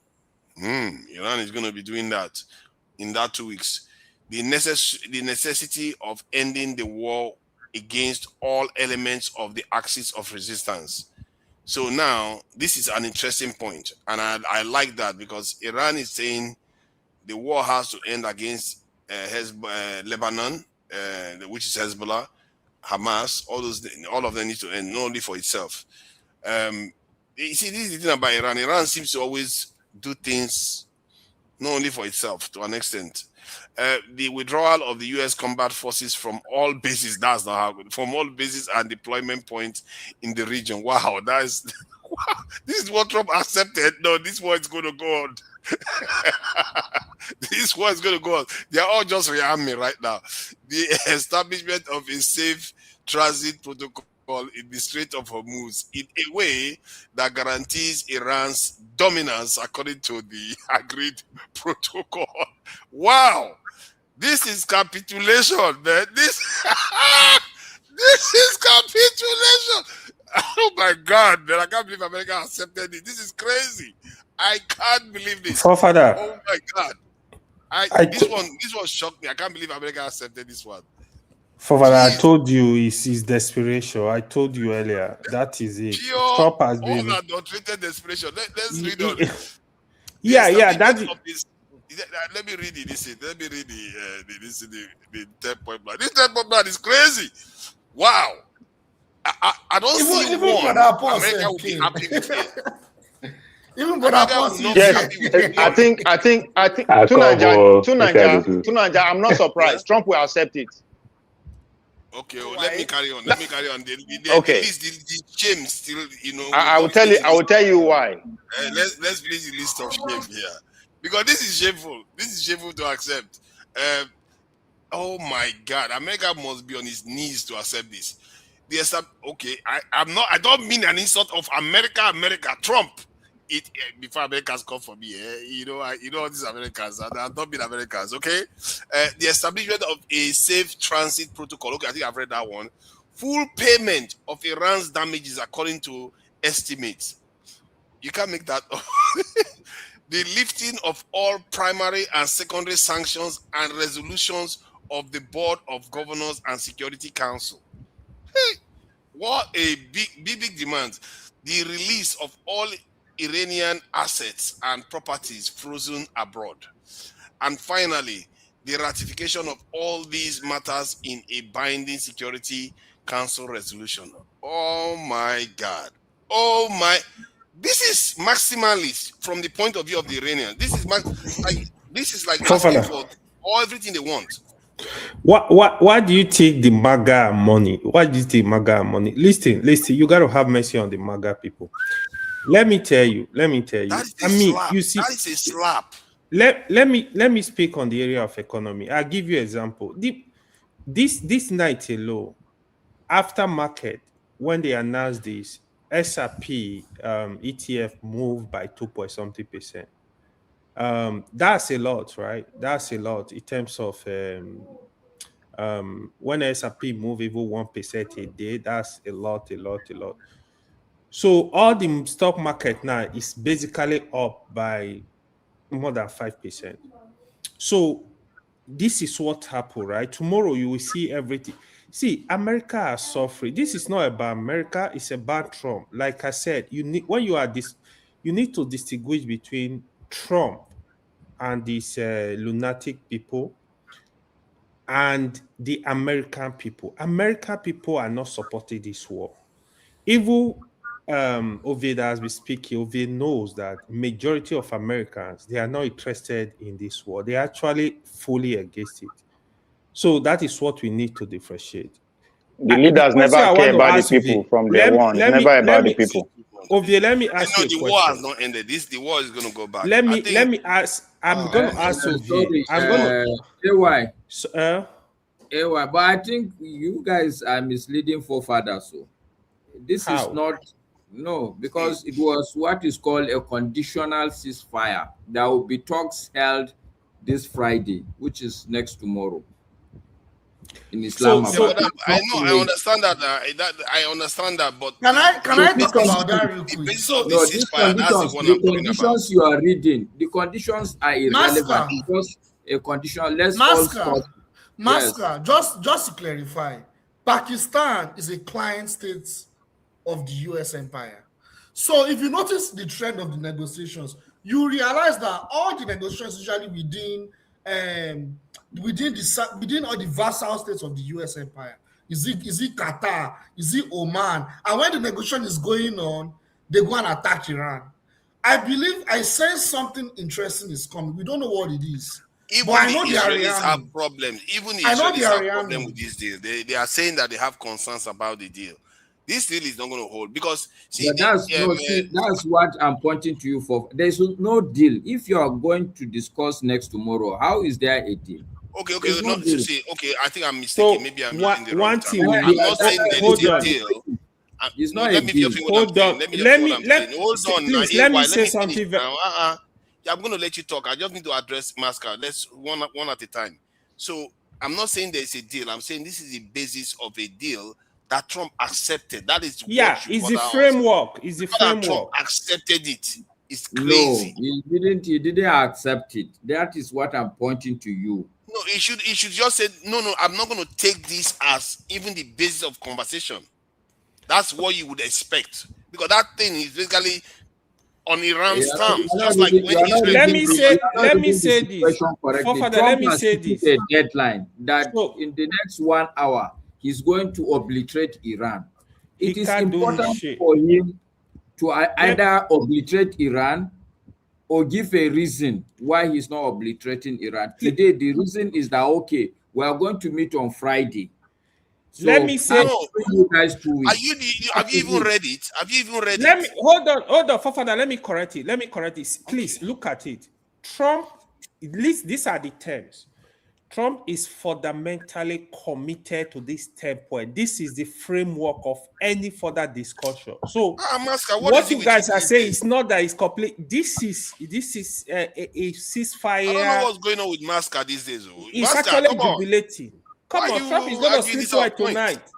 You want there to be flogged. Even the Israelis, I'm reading it here. The Israelis are saying they are not very happy with this. They have concerns about the deal, but they don't have option. This is not going to hold. You see, this type of deal, I've seen this type of deal before. Israel giving this type of deal to Hamas. I've seen it before. And towards the end, Israel will start the war again. But this time, it's America that will start the war again. I think they're just buying time. For whatever reason, they're buying time right now. They're going to start the war again. Iran will also prepare. That's what I'm exactly explaining to you, forefathers, that all the conditions Iran has stated is irrelevant as far as Trump is concerned. What he is looking at is the threat he has issued. He has issued a threat that today at 8 o'clock he will obliterate Iran. And he is smart enough to know that by that 8 o'clock, it's either you obliterate Iran or you have an excuse why you are not doing it. I agree with you on that, but he could have said my toe was hurting me. But to accept this, he could have said my toe was hurting me. Saying. So how can he accepted? Why are they holding discussion on Friday? What Masca is basically saying, Trump want to save face. Yes. But this is not saving face now. This is slapping face. That's the problem. So. Actually, Iran actually speech on his face. Israel thinks so. Anybody that looks at it would think so. They speech on his face. The deal is on the terms of Iran. Everybody thinks so. That is, it's like obvious now. How can you come? You'll be taking toll. You'll be taking money from people that will be coming through the ship. This thing. You'll be controlling the traffic. Something that you didn't have power to do before. Are you asking America for reparation? All kinds of nonsense, man. I am calling it nonsense. Can you believe that? That's why I say you guys should know. You should calm down. You're just getting started. Let's bring it Paul. Let's bring it Paul since he just came in. Paul, what do you make of this, man? Because I thought this was very obvious. Like, this doesn't look like Trump being in a strong position at all. I can't believe it that just about 6 weeks ago, Iran was willing to accept such a terrible, that compared to where they are now, compared to the deal that Trump is acquiescing to, not agreeing to, just even saying, oh, I will even tolerate this letter. Iran was willing to give Trump, we are not going to build nuclear weapons. Take our uranium. And they started this war. And now look at what is happening. Now Iran is controlling the Strait of Hormuz and taking money from people. What is that? But it's okay. What do you make of it? This one blew my mind. I couldn't believe what I'm reading. I think forefather is more complex than you can think. The difference between Americans and Nigeria is playing out. That's why he overwhelmed you. Like the way you see an average APC, you see Sheilo, will see find way to defend Tinubu at all costs. That's not your typical Nigeria. Come on. No, I'm giving you that phrase. So now Trump, the biggest critic is his own MAGA base. The Democrats, one corner of their mind, they also support this war because the people, the Retron, the Lockheed Martin still bribe the so-called Democrats. So if you notice, they are not really talking very well. The Democrat leaders are never at a good percentage. They are also not talking. So in this case now, we are talking Trump own base is fighting Trump. And now it's looking like now Trump may likely lose the Senate. It is clear that he's going to lose Congress. But now he may likely lose Senate. And now they started pushing another thing. Trump and J.D. Vance, they are not getting it so clearly and everything. They are putting on the old damage control because Israel is supporting more of Marco Rubio, you understand, and every other thing. So it look like JD Vance, they want to betray JD Vance. So now if they win the both house, impeachment is coming. And many Republicans is seeing themselves that this nonsense that Trump is doing, they're going to lose out of the election. So you'll be so shocked that Republicans can also join. They kick Trump out like Johnson 74. You understand? So a whole lot of things is going on. And now the MAGA base that will also support this thing not happen, good percentage of them, big percentage of them, you understand, they are also not happy with what Trump is doing. They are the real critic with what is going on. So that aspect is there. The economic aspect is also there. Then with that promise that you tell America, don't vote for Kamala Harris because he's going to go to war. No more war, no more war, no more war. So his own MAGA base, they feel betrayed. You understand? So how will he manage that part? Then this thing that he said, this threat and everything that he said, they are not happy at all. The market is not happy. His base is not happy and everything. Then he has procrastinated 3 good times. This is the 4th time. How do I do this now? If he goes ahead, it's a problem.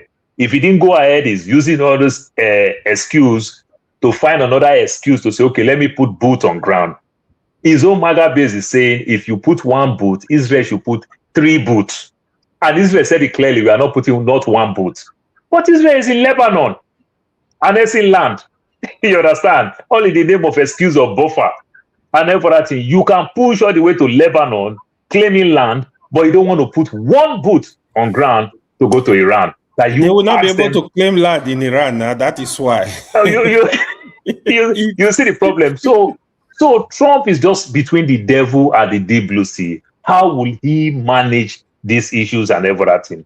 Remember this thing, this pause that we're talking about is just 2 weeks while negotiations start. And at the same time again, even though Iran don't believe the negotiation, you understand? Because Iran don't believe that, they just want to also buy time to go restock. You understand? The whole of the Middle East there, among all those Saudi Arabia and everything, they don't allow people to video anything. The same thing with Israel. They catch you, video, leak anything, you are in trouble. Which means Iran is really dealing with them very well. We don't get to see all those things. You understand? So there's a whole lot. And Iran understand that if these people go and take break, they just want to go restock and everything. That is one. Then Saudi Arabia is scared. Then the biggest meat of all that they are using against Trump now is Israel. Israel have gas. Now, what is that? Their gas company, Letovite, something like that. I didn't pronounce the name very well. Something Letovite, something like that. So Israel really wants Iran to bomb Qatar, their LNG. Israel will be happy for Iran to also lose their gas so that Israel will be number 1 when it comes to gas. All Israel think is evil. Nothing good comes from them. You understand? So to Israel, and all this information that is coming out, you must understand that Israel is losing the battle strongly with young people in America. Yeah, old people will buy all this nonsense with Fox and the CNN and the likes. You understand? But with social media, all this information is coming out. And people are saying, really, really, really. So it's just hard to manage.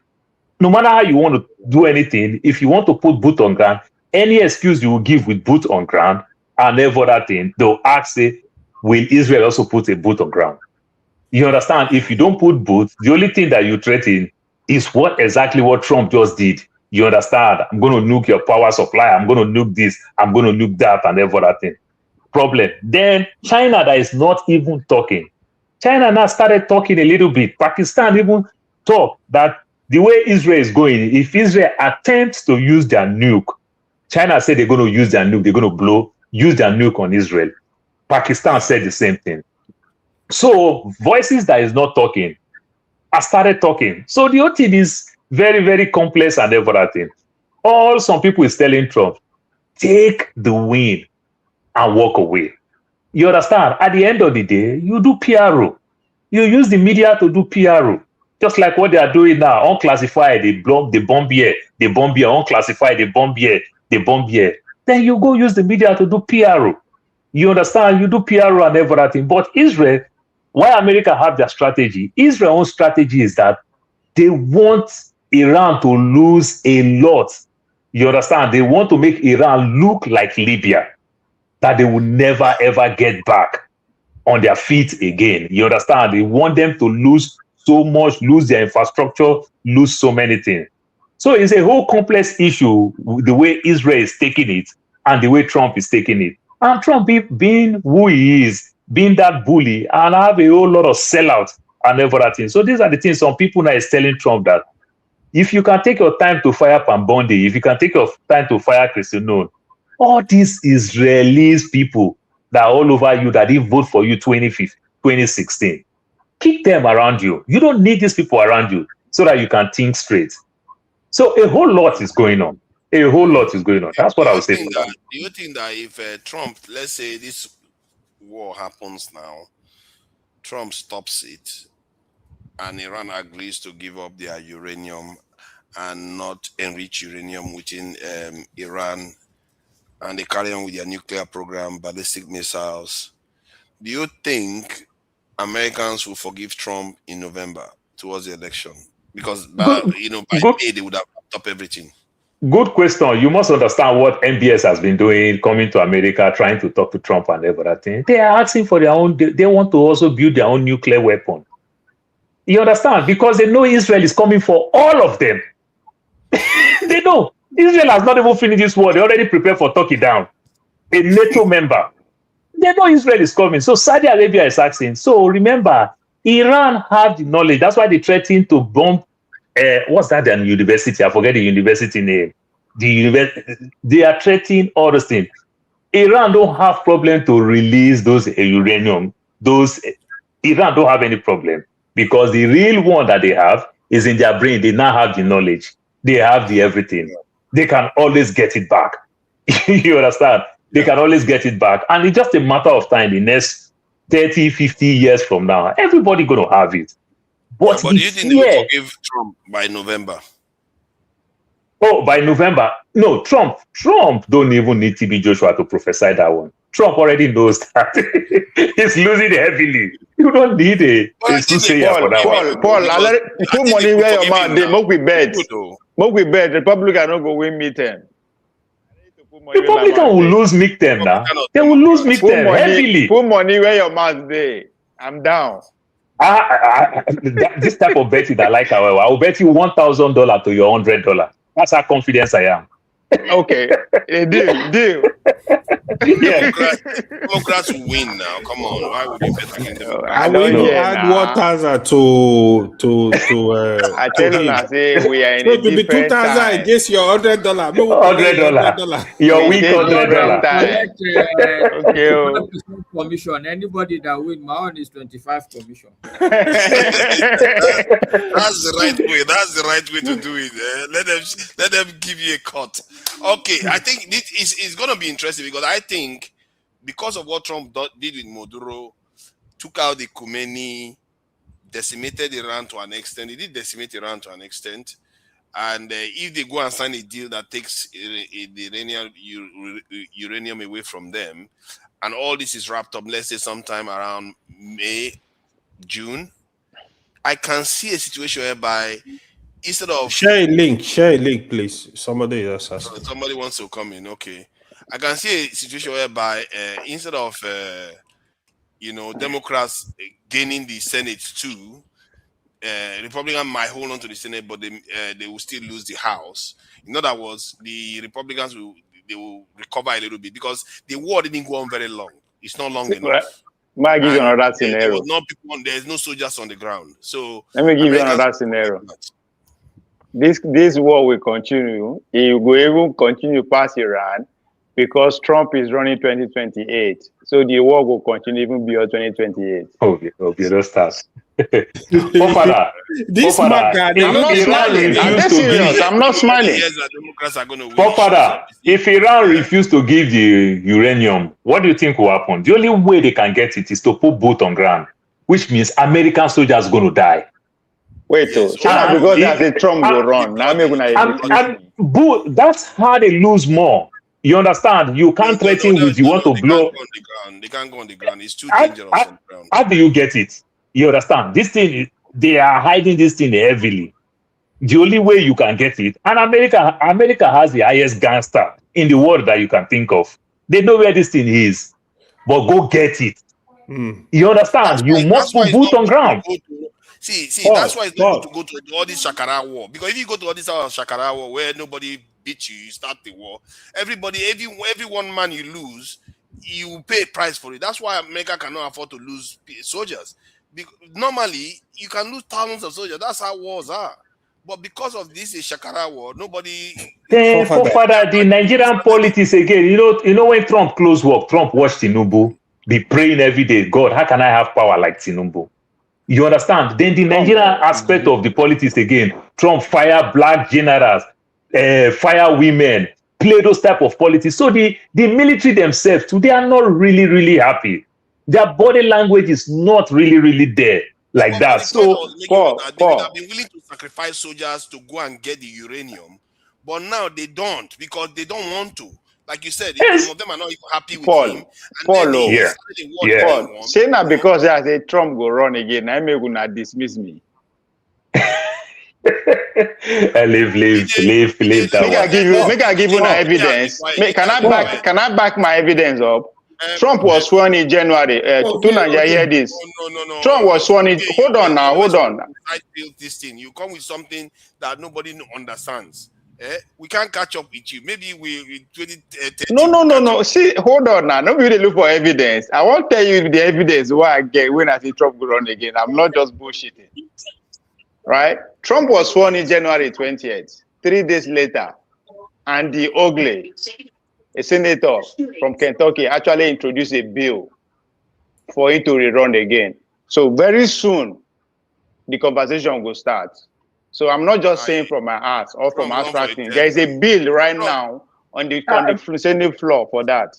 And the reason the reason they are giving. Make I tell you what the bill is about. Obama will run for a third time to forget it. No. Let me tell you the reason. This is what the bill is about. The reason they are giving is that any president who did not run for 2 terms consecutively, right, stand a chance to run again consecutively in the future. But and now only Trump don't qualify. But you understand politics more than this. That you know that Trump threatened a lot of Republicans. Anybody go contrary, Trump will threaten to primary you. Do you think these Republicans themselves want Trump to last long? Trump is not working for them. Trump is treating them like a puppet. That's the thing. Paul, it's different from Nigeria that Tinubu is giving them money. No, Paul, we are in a different time. We are in a different time. Hold on, Ovie. Let me bring in Jide. Jide has been quiet.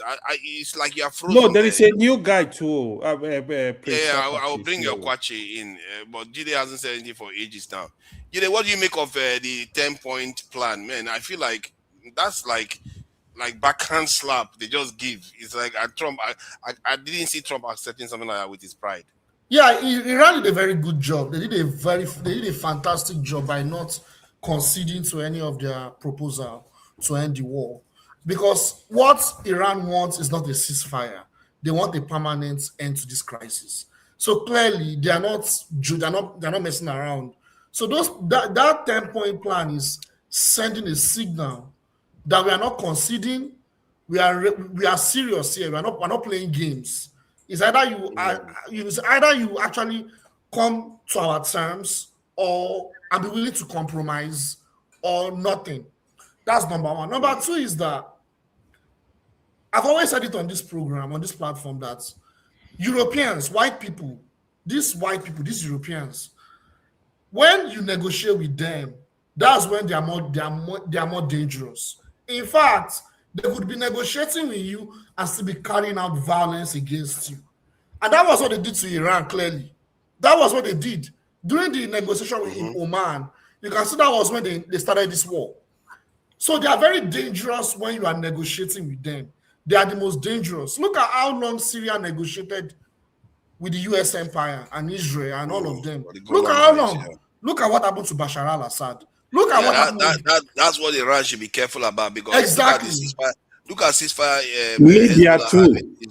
The same thing with Libya under Gaddafi. Gaddafi accepted them. Gaddafi accepted all the terms. All the terms, yes.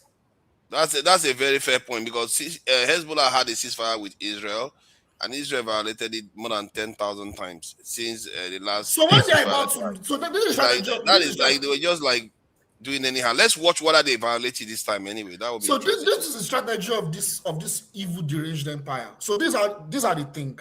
When they are losing a war that they didn't plan for, when they are losing that war, the only thing they can do is let's put a ceasefire.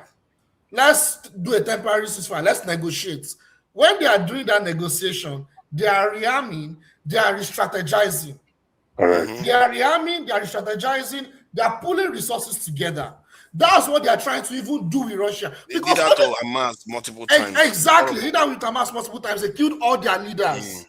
Yeah. You see, they negotiate, then come back again, negotiate, then you reach a ceasefire, then come back again. This is the name of the game. And Iran better be careful. Yeah, but the good thing is that these points that they've laid out, as they've made these points, they themselves should be preparing for more war. Because if they let their guards down and they're negotiating, I'm telling you, that's where they may actually lose this war. So they have to be very smart and not keep their guards down at this point, because they have so much advantage now. The world is on their side. They have all the leverage right now. They have the advantage right now. So they should not let their guards down like in Syria. I don't think they will, because these people lost their top leadership, lost their Khomeini. They lost too many people for them. Because Pakistan, country, I don't trust that country. If I was them, I would never forget. I will never forget what America did. Because honestly, I would even like if that proposal. I would like it that, because Russia already has some people they have some connection with Israel, right? It would have made sense if this negotiation is going to carry out in Russia, because Russia is not a vassal state of the US empire. But why Pakistan? This is what I'm saying. Pakistan is a vassal state. No, Jide, look Pakistan from the place of Saudi Arabia. Saudi Arabia keep giving them money. And Pakistan with Saudi Arabia have a military treaty. So which means Pakistan is supposed to join Saudi Arabia to fight Iran. And Iran and Pakistan, they have good relationship. So it's hard for Saudi Arabia, for Pakistan, because they're going to lose where they get this free money. Saudi Arabia help them, give them jobs, give them money, help them in terms of bailout. They borrow this money like they borrow in World Bank, never pay back, and every other thing. And the price of gas in Pakistan is tough. Even though their electricity now, as of today, they start rationing electricity in Pakistan. So it's hitting Pakistan in a very hard place. So for their own survival, that is what they are doing now. It's not for anything. It's not for the puppet of even US, because they also don't even trust Trump very well. What you said was very reasonable. Honestly, I like what person. I want to respond. To support your point. What Jide is saying, Paul, is that even if Pakistan is doing this thing in good faith, there's every possibility that inside the dark room, somebody, whether it's Saudi Arabia or America, can twist Pakistan to come and do something that would hurt Iran's interest. In addition to what Pastor said, we should not forget the Sunni. We better know what I'm to talk about. We should not underplay the Sunni Shia madness. We should not underplay it. The Sunni Shia madness. Those Sunni, those Pakistani and Saudis, they don't like, well, they have some relationship with Iran, but they have this animosity towards Shiites. So I suspect, my thinking is that don't believe that. My thinking is that the Pakistanis are generally closer to Iranians than Saudis. Like in terms of proximity is one, and secondly, blood ties, whatever you want to call it. And before now, I actually thought Pakistan was more of an ally to Iran than even Saudi Arabia. No. Pakistan, the kind of, like, I agree with what Paul said and what you said. It comes from maybe like an historical, ancestral connection. But in terms of political connection, Pakistan has a very rich history with the US empire. Pakistan has always been the bulldog of the US empire, if you know what I mean. They have been the bulldog of the U.S. empire. So Pakistan should not be a country that Iran should intermittently is up and down. They have been up and down. They didn't even get No, their news. actually the major reason Pakistan they kind of like get closer to US is because of India. They use that to checkmate India. Actually, It's always up and down that relationship. It's always like that. Yeah. Let me give you. I mean, to be fair, if Imran Khan was the one in power, if Imran Khan was the one in power, I would have been more confident that Pakistan will not sell out Iran. But the people that are in power now, no, I don't. Sharif that's it. Jide, all Pakistan be like Nigerian politicians. Let me bring the prince in. You know, I think the prince came in because he heard that Democrats are about to win an election that they've never won for ages. So what? Who told you? That's not. That's not why I'm here. The only reason why I'm here is he want to console MAGA. I wanted to ask for that voted for G10 how far, how market, and then Canada is on the comment section. Come on this platform. Come on. Look. If you don't support this war, and Kamala Harris is fighting war, then you are an hypocrite. Yeah, it's the same thing. It's just the same of the same. And I said it here again today with your assertion. Well, can I talk? Oh, go ahead. There was no way Kamala Harris was gonna go to war. So all those lies that you guys have been told, thank God it's unfolding. Shame on MAGA. I pity. Even look at the people they're about to send to war. They are taking their spouses away from them. As we go and wait in Marines stuff and take their spouses and their fathers. Shame on MAGA. Wow, I don't know. Okay. It's okay. Let's hope now. You see, MAGA may be shaming themselves, but Democrats have not covered themselves in glory. They're just sitting there quietly, waiting to just get the vote. Because they are sellouts. Democrats, they are sellouts. Completely sellout. They are quite awful, but compared to crazy my allegiance to Democrats since I started voting in the US, you understand, is 90%. And 10% is independent. But what I saw the way Democrat, and even up till now, people still criticize Democrat more because of their leadership.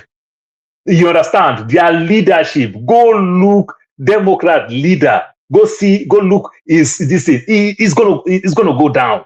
And then for that thing. So Democrats are sellout. That's why they are not criticizing. From their leadership, are you seeing them say anything, fighting Trump with what is to gain more votes? Because they also support it. They also support it.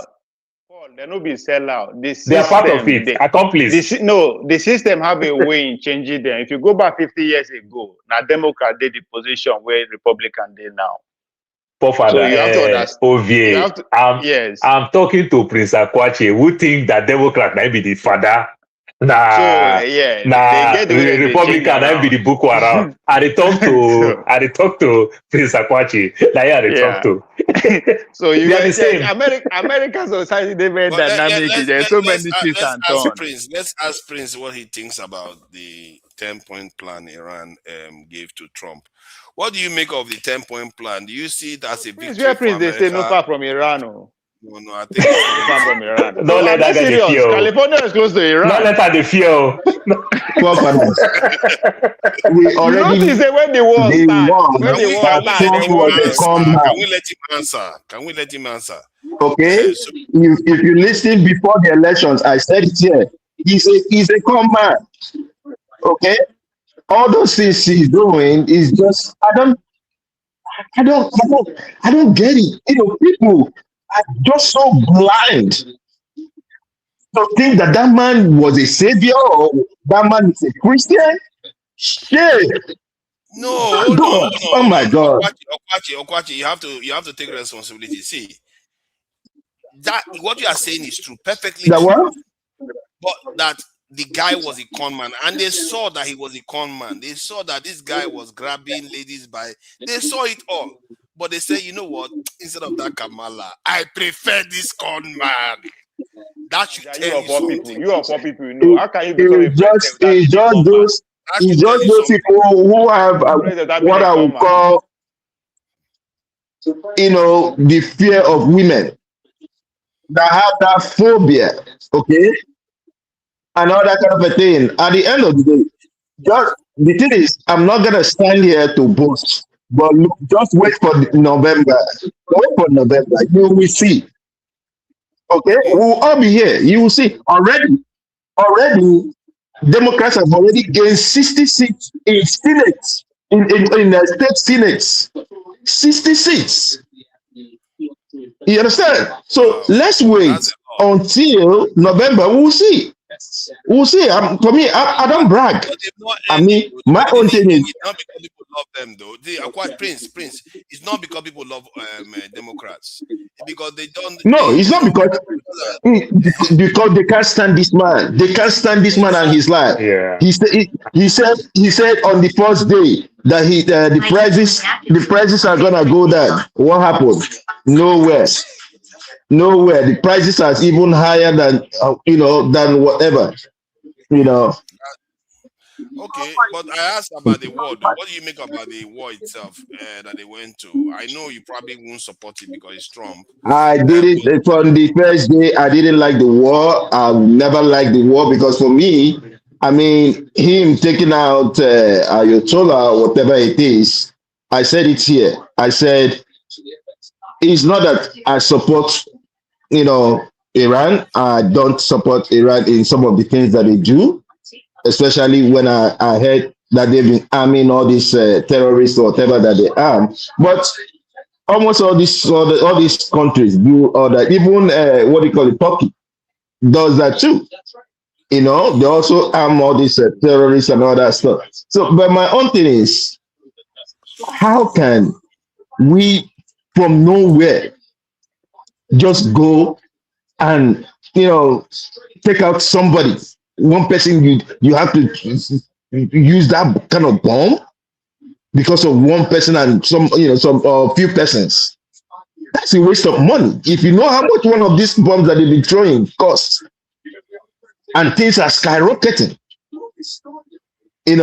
but we're not gonna complain. We're watching. All I know. Let me ask you though. I agree with you. Look at. Do you know that he sent JD Vance to go to Hungary to go and campaign for the Orban or whatever they call that one.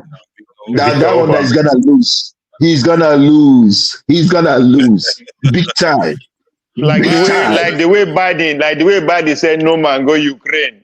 Victor Orban has been there for 16 years though. Please, I want to ask you another question. Please, let me ask you another question. So you don't support Trump going to Iran? Do you support him coming to Nigeria? You don't support Trump coming to Nigeria? I mean, God bless you. I like that question. I like that question. Okay, for Nigeria's own, right? For Nigeria's own. I don't want the person. Wait. The person I need him to go to Arsenal. That's where I need.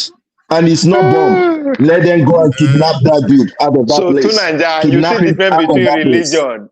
The difference between religion and where in Ethic City belong, Abi. America will say no.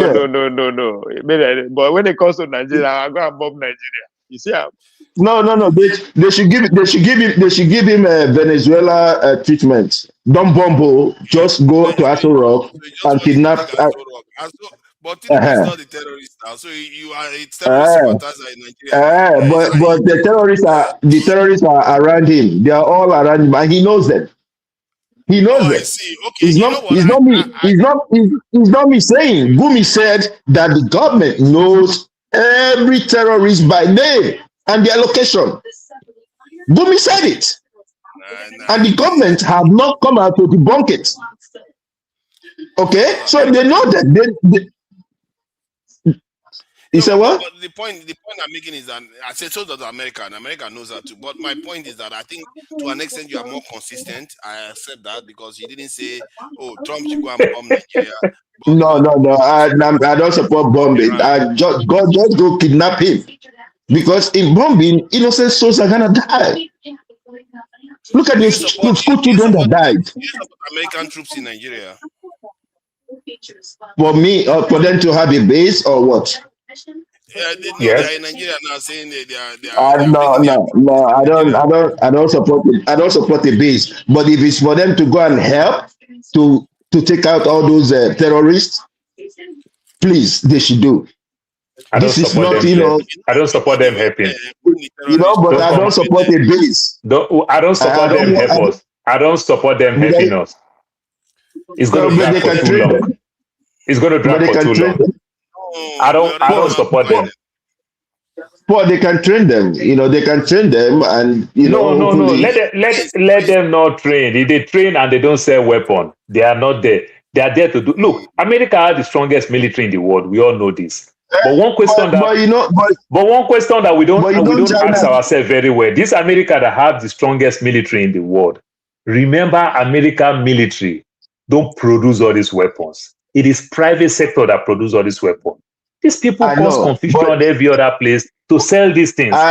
American technology today that sell around the world today is just military hardware. Tell me another American thing. You understand? It's just military hardware. We don't need them around us. We can solve our problem ourselves. Yeah, but Prince, this is another example. Now, Iran has been bombed now for how many weeks now, and they are still there. People think that they can come and bomb terrorists in Nigeria and get rid of our terrorists. It's never happened before. America has never managed to bomb terrorists out of existence. So, if anything, it's gotten worse in Nigeria since they arrived. So it's like Russia. It's like Russia thinking that they're gonna defeat Ukraine just like that. Have they succeeded? No, they've not. Exactly. See, so when you're fighting asymmetric warfare, it's very, very hard to win. Okay, let me give you one other example. Of course. That Nigerian security system, they already know they don't need training. Is because terrorists don't show up in the cities as much. The fact that they don't show up in cities in Nigeria shows you that They've started coming now. They've started coming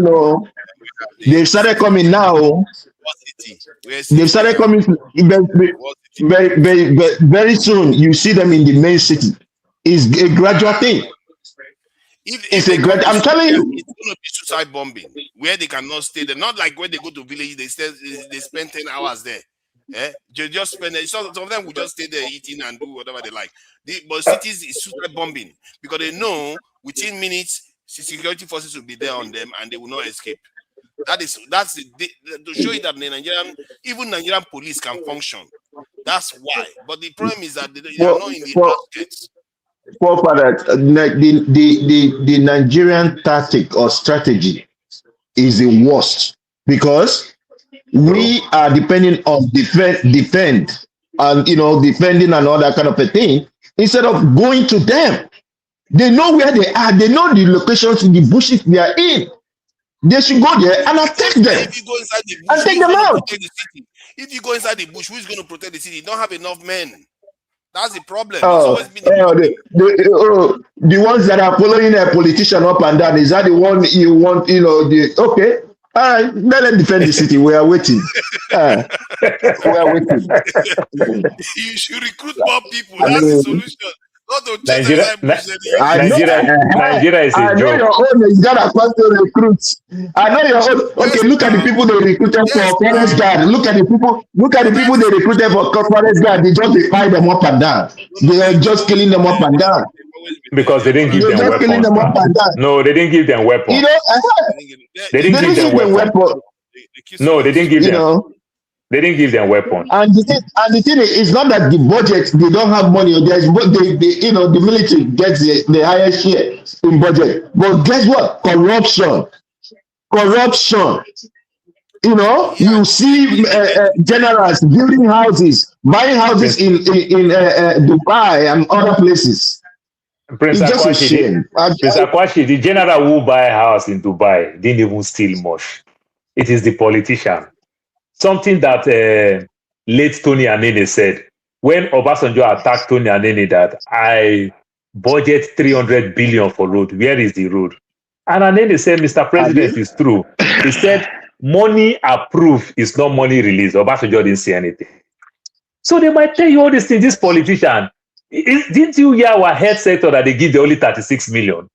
So they might approve all this billion and just give this general money, say, go chop, go take and go chop your life, go enjoy your life. That one will use it to buy a house and send his kid to UK and US for schooling. That's just it. Our biggest problem is politicians. Doctors are on strike. They've gone on strike. Yeah. Our biggest problem is politicians. Gentlemen, but sorry, how are we sure? To Nigeria, how are we sure?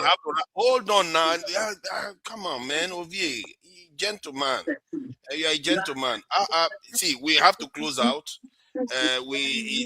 Thank God. We should be thanking God that Trump didn't fulfill his dreams of destroying his civilization. Because this would have been a very, very long conversation. Thank God he didn't do that, and I thank God he would have gone to prison. He would have gone to prison if he did that. When they impeach him, he would go to prison. I think that's one of the things he's scared of. Those Democrats that are cowards, they will just all of them will run inside. Where will they? Where Supreme Court pass? Where Supreme Court tells if any sitting president can do and undo, and he will not be held liable after I come up with office. So we need to be now because your brother will do that black one, Thomas. They did it under Biden. They did it under Biden. That was before Trump came to power. Richard Thomas now. Thank you, gentlemen. I will give I don't know his name. Okay, Boom Boom Ray. Some time to explain, make sense of what happened today and support the diaspora voting. We have to give support the diaspora voting some, credit for some of the availability it has. Whenever you need something done in Nigeria, in UK for like somebody comes to UK, dignitary show up, or you need somebody to go and protest or something, it's always there for us here in the UK. So I really appreciate we really appreciate it for that. Support the diaspora voting, the local P. So local P. Are you saying you collect 500 for Tinubu for City Boy? Yeah, no, he's really. I've seen the way whenever they ask him for anything to do, he's always ready to do that. I don't know how he does that because I'm in UK with him. I don't know where he gets the time. And the same for Maska. Maska is it's a brilliant mind. Okoli, I come Britain. I need 12 strippers. Calm down. I think we've corrupted Maska. Corrupted Maska. So I don't know. Ovie, you are something else. I need British. let me bring support diaspora voting and Boom Boom Ray. So Boom Boom Ray, you came first. So what do you make of it? Because we're going to be rounding up in the 3-hour mark. That's the requirement. So what do you make of the events this evening? It could have been very different.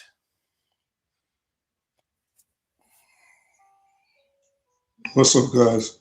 Yeah, I don't think, listen, I think y'all should still be circumspect. Nothing is written in sand yet. Anything could still happen. And for the person saying Trump would go to jail if he was to use, say, a nuke, at this point, I don't think these guys care. They are insane. They have a objective they wish to achieve, and that is the destruction of Iran. Now, that might not necessarily be that might not necessarily be coming from Trump wholeheartedly, but I believe because he has his back to the wall, he's being blackmailed. I think he's still a very dangerous character. So don't believe at this point any ceasefire. Don't believe at this point any supposed ceasefire that has allegedly been signed, because as we know, at least twice in the past, Iran has reached agreements with the United States or was on the way to reach agreements with the United States, and the United States, in conjunction with Israel, turned around and violated the agreement. So when you look at it from that angle, you would understand that the United States, at least this administration, does not deal in good faith. I would say, at the very least, don't be shocked if the nuclear power plants get hit. Don't be shocked if the desalination plants of Iran get hit. You have to look at it. There was something I wrote in the comments section, and I don't know if the other guy read it and tried to pick it up. Listen, in the last hour, I'd say in the last 2 hours now, over an hour ago, 15 planes in quick succession left Ben Gurion. You remember, people have been tracking this. 15 planes. How do 15 you mean? planes. What does that mean? 15 planes, 15 private planes left Ben Gurion Airport. This is very notable because since early March, Israel instituted a 1 plane per hour policy to leave its airspace. So for 15 planes to leave in quick succession, and not only that, between 6 and 12 B-2s have been hovering over Tel Aviv for the last 4 to 5 hours. So these are things people have been monitoring. They've been tracking this plane. So for those to be happening, my suspicion is that barring any last minute decisions, the United States still has something planned. This is what I believe. Now, that is interesting. Yeah, so you can check it out. So now, knowing these things, and you have to remember, Trump in his senility thinks he's smart. So he does this thing where he'll pretend like he wants to do one thing, then he does something entirely different that's very crude. So if a ceasefire is going to hold in effect, I would say hold your breath. Everything you're seeing, don't be jubilant. Take it with a pinch of salt, and let's see what happens within the next 2 weeks. Because personally, I also think even if there was a ceasefire agreement between the United States and Iran, America somehow will find a way to breach it.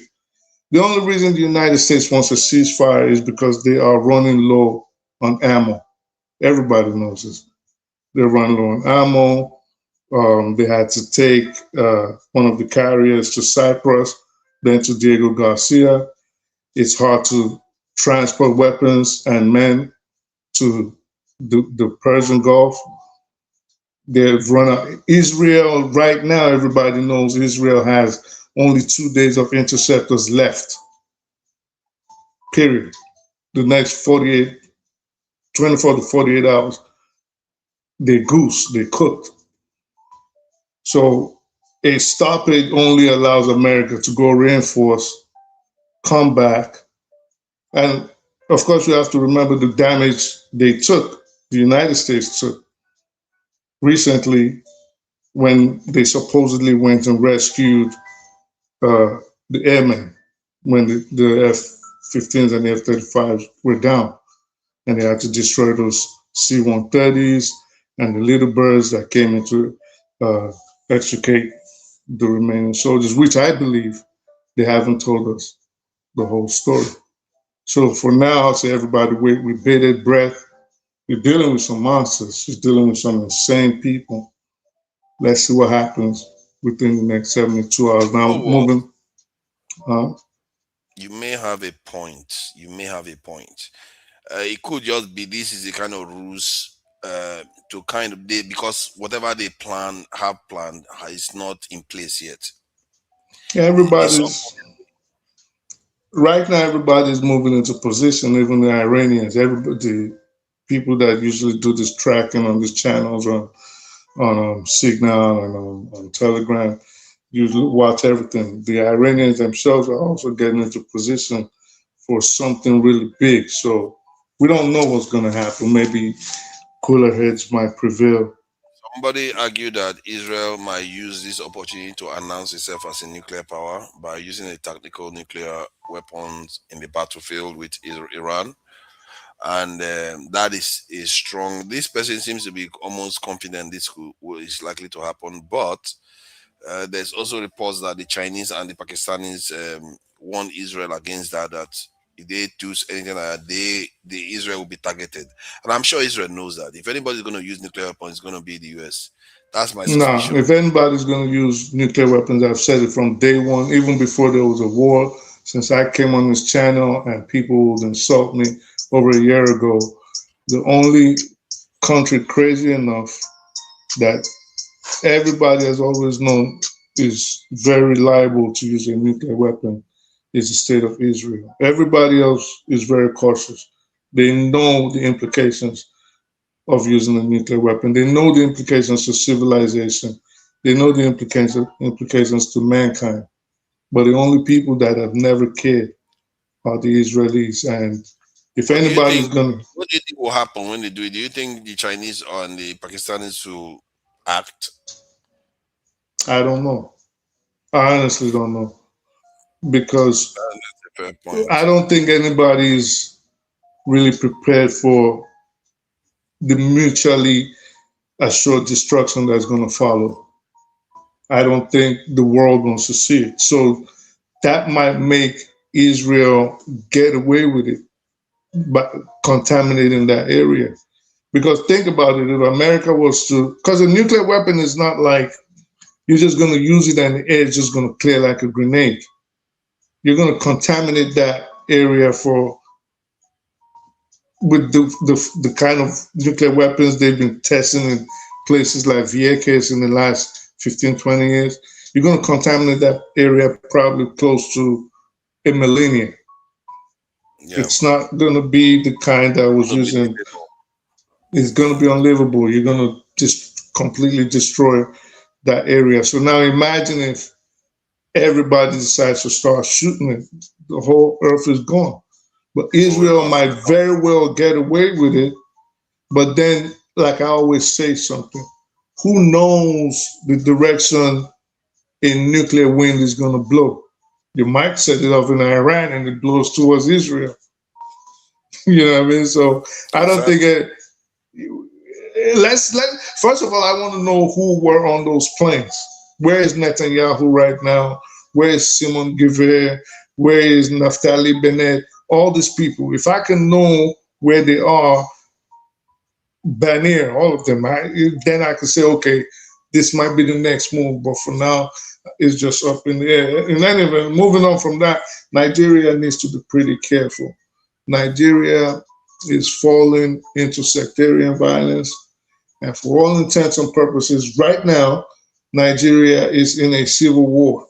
Why do I say that? Military, civil militias have started forming in the Plateau area of Nigeria. I don't know if you've seen the videos circling around where hundreds of men were firing locally made guns, training. I don't know what they think they're going to do against Boko Haram with their sophisticated machinery, but this is what is going on in Nigeria right now. And yeah, mark my words, that thing has been going on for a long time. I didn't know it existed until I worked with somebody that was from there, and he said they've been doing it. You know, this one you're talking about is Plateau, but I'm talking about the one going on in Benue, the thief fighting the platoon just started. Mm-hmm. Yeah. So Benue when, has been a long time. When you have a situation where locals, ordinary civilians are arming themselves, they don't have any trust in the federal government anymore. That is a recipe for disaster. So the Nigerian authorities really need to get on their toes, disarm those people, figure out how to secure that area, or somehow integrate them into some form of government-controlled militia. Because what is happening right now is very easy, could easily spiral out of control. And don't be shocked. Don't be shocked when you start seeing those civilians with more sophisticated weapons, because the outside bodies are watching, and with Nigeria's porous borders, the next thing they're going to start doing is arming people. And when you start arming foreign bodies, start arming them, you start having gangs and you start having rebel groups, and from there it's over, So this is the negligence of the government now. The government is neglecting the country and allowing it to fall into this disrepair. I'm thank goodness that many parts of Nigeria is not experiencing this. We forget that quite a lot of parts of Nigeria don't have all these problems. Thank goodness for that. And I just wish our government actually moves. But if they don't move, I'm doing. But it'll easily spread.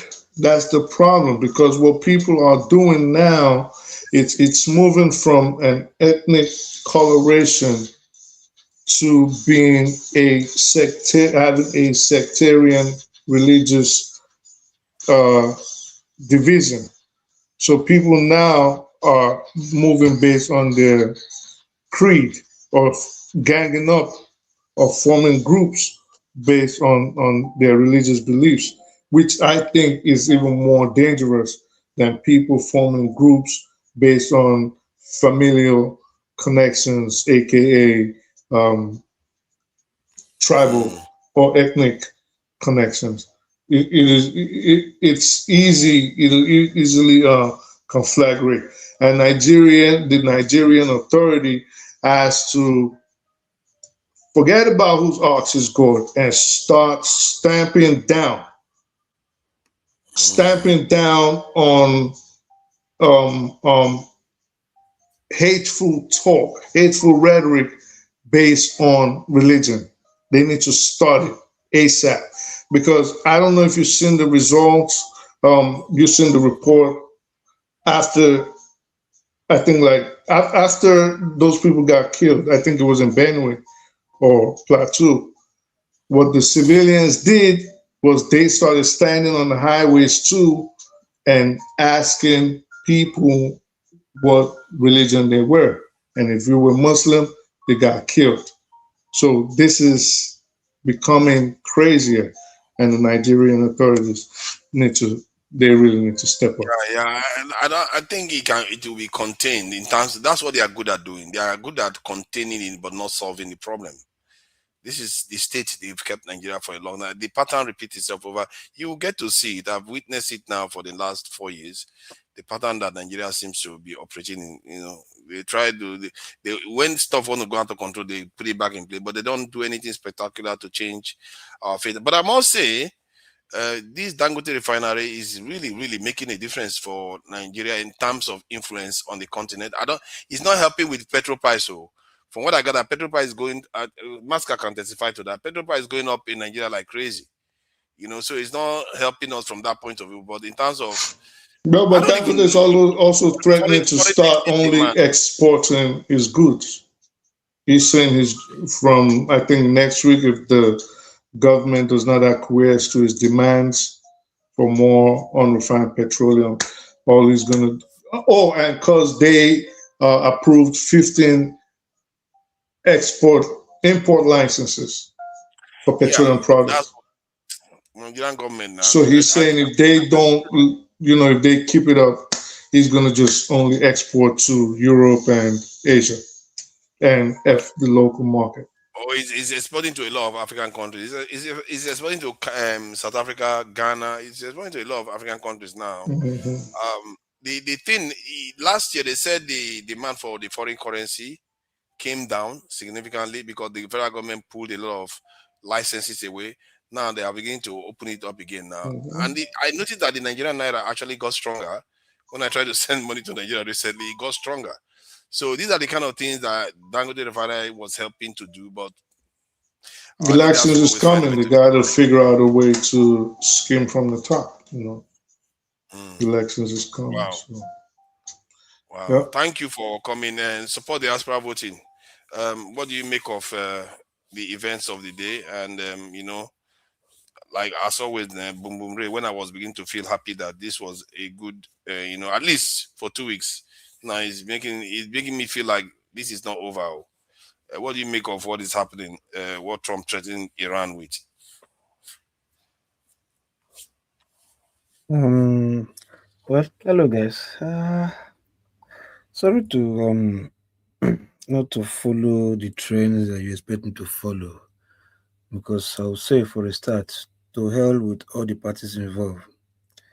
What I'm supposed to be concerned with is my own country. Yeah.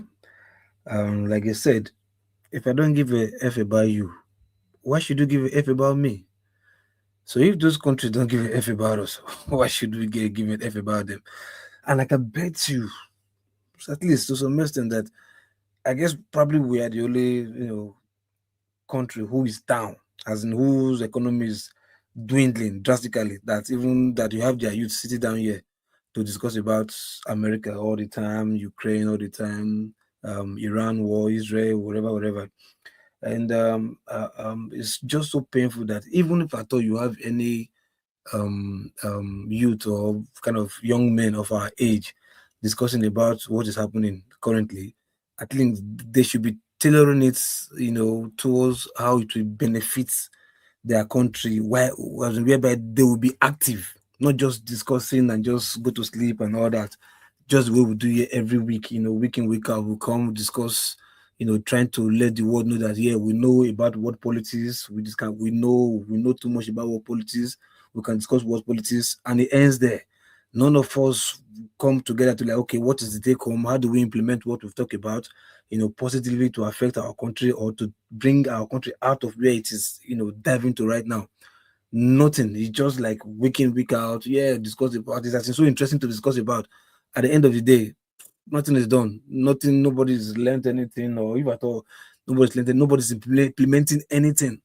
We just have the knowledge to discuss about it, and we're so happy. And just a couple of months ago, weeks ago, we saw South Africa, even because they were so, particular about South Africa first. They were even chasing out, Nigerians, particularly from the Southeast region. It's like just chase them out of this place, chase everybody out, because they're all about South Africans. And I don't think those people will be wasting their time more of talking about world politics every week and sitting at home. But you see them coming outside, demonstrating like, no, we have to make sure South Africa is for South Africans. They go to the hospitals, tell you, no, don't treat outsiders. The hospital is for South Africans. They go to the streets, close the shop. This is for South Africa, not for foreigners. But we that our country is even worse off than South Africa. We are just, everywhere you go to, I think it's just Nigeria anyway, go to, everybody discussing about the world politics and this and that, but no meaningful implementation has happened, over the past, couple of, months or years, so to speak, to like, oh, okay, what we've discussed about world politics, yeah, this group of people are coming together, they are saying that, okay, they want to use this knowledge or what they've discussed or what they've discovered to uplift Nigeria, from where it is falling to.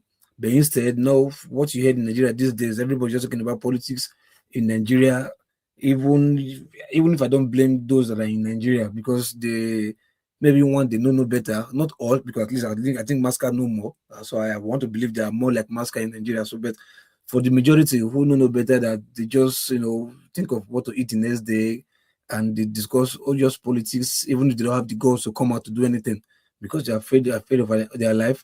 But for we out here who are still, opportune, to taste outside life and how government is supposed to run to save its people. I mean, for the government to put its people first, no matter what.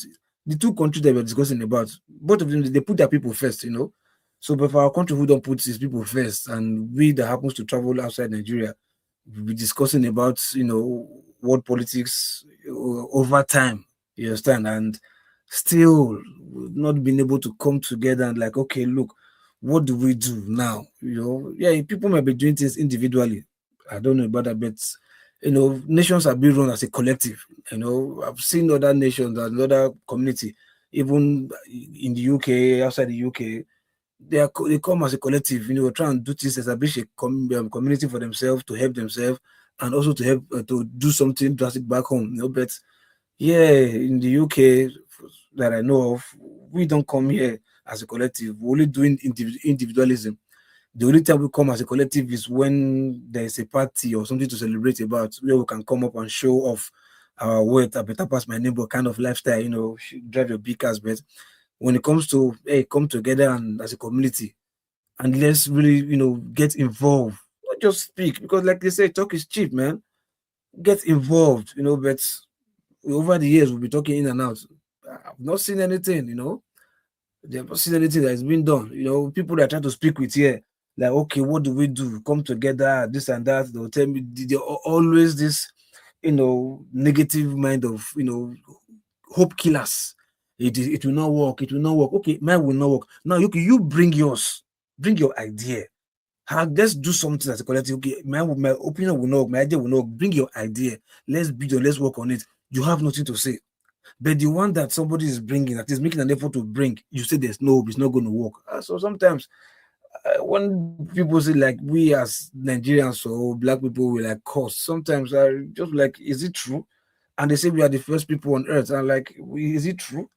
Other communities, I see them, they do things for themselves, they progress, they help one another, which some was anywhere, but Nigerians know.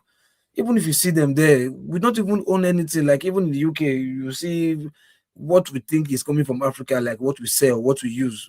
You are surprised, like people from the Middle East are the ones selling what Nigerians consuming. Even in the US, Nigerians, black people don't even sell, like own what they consume.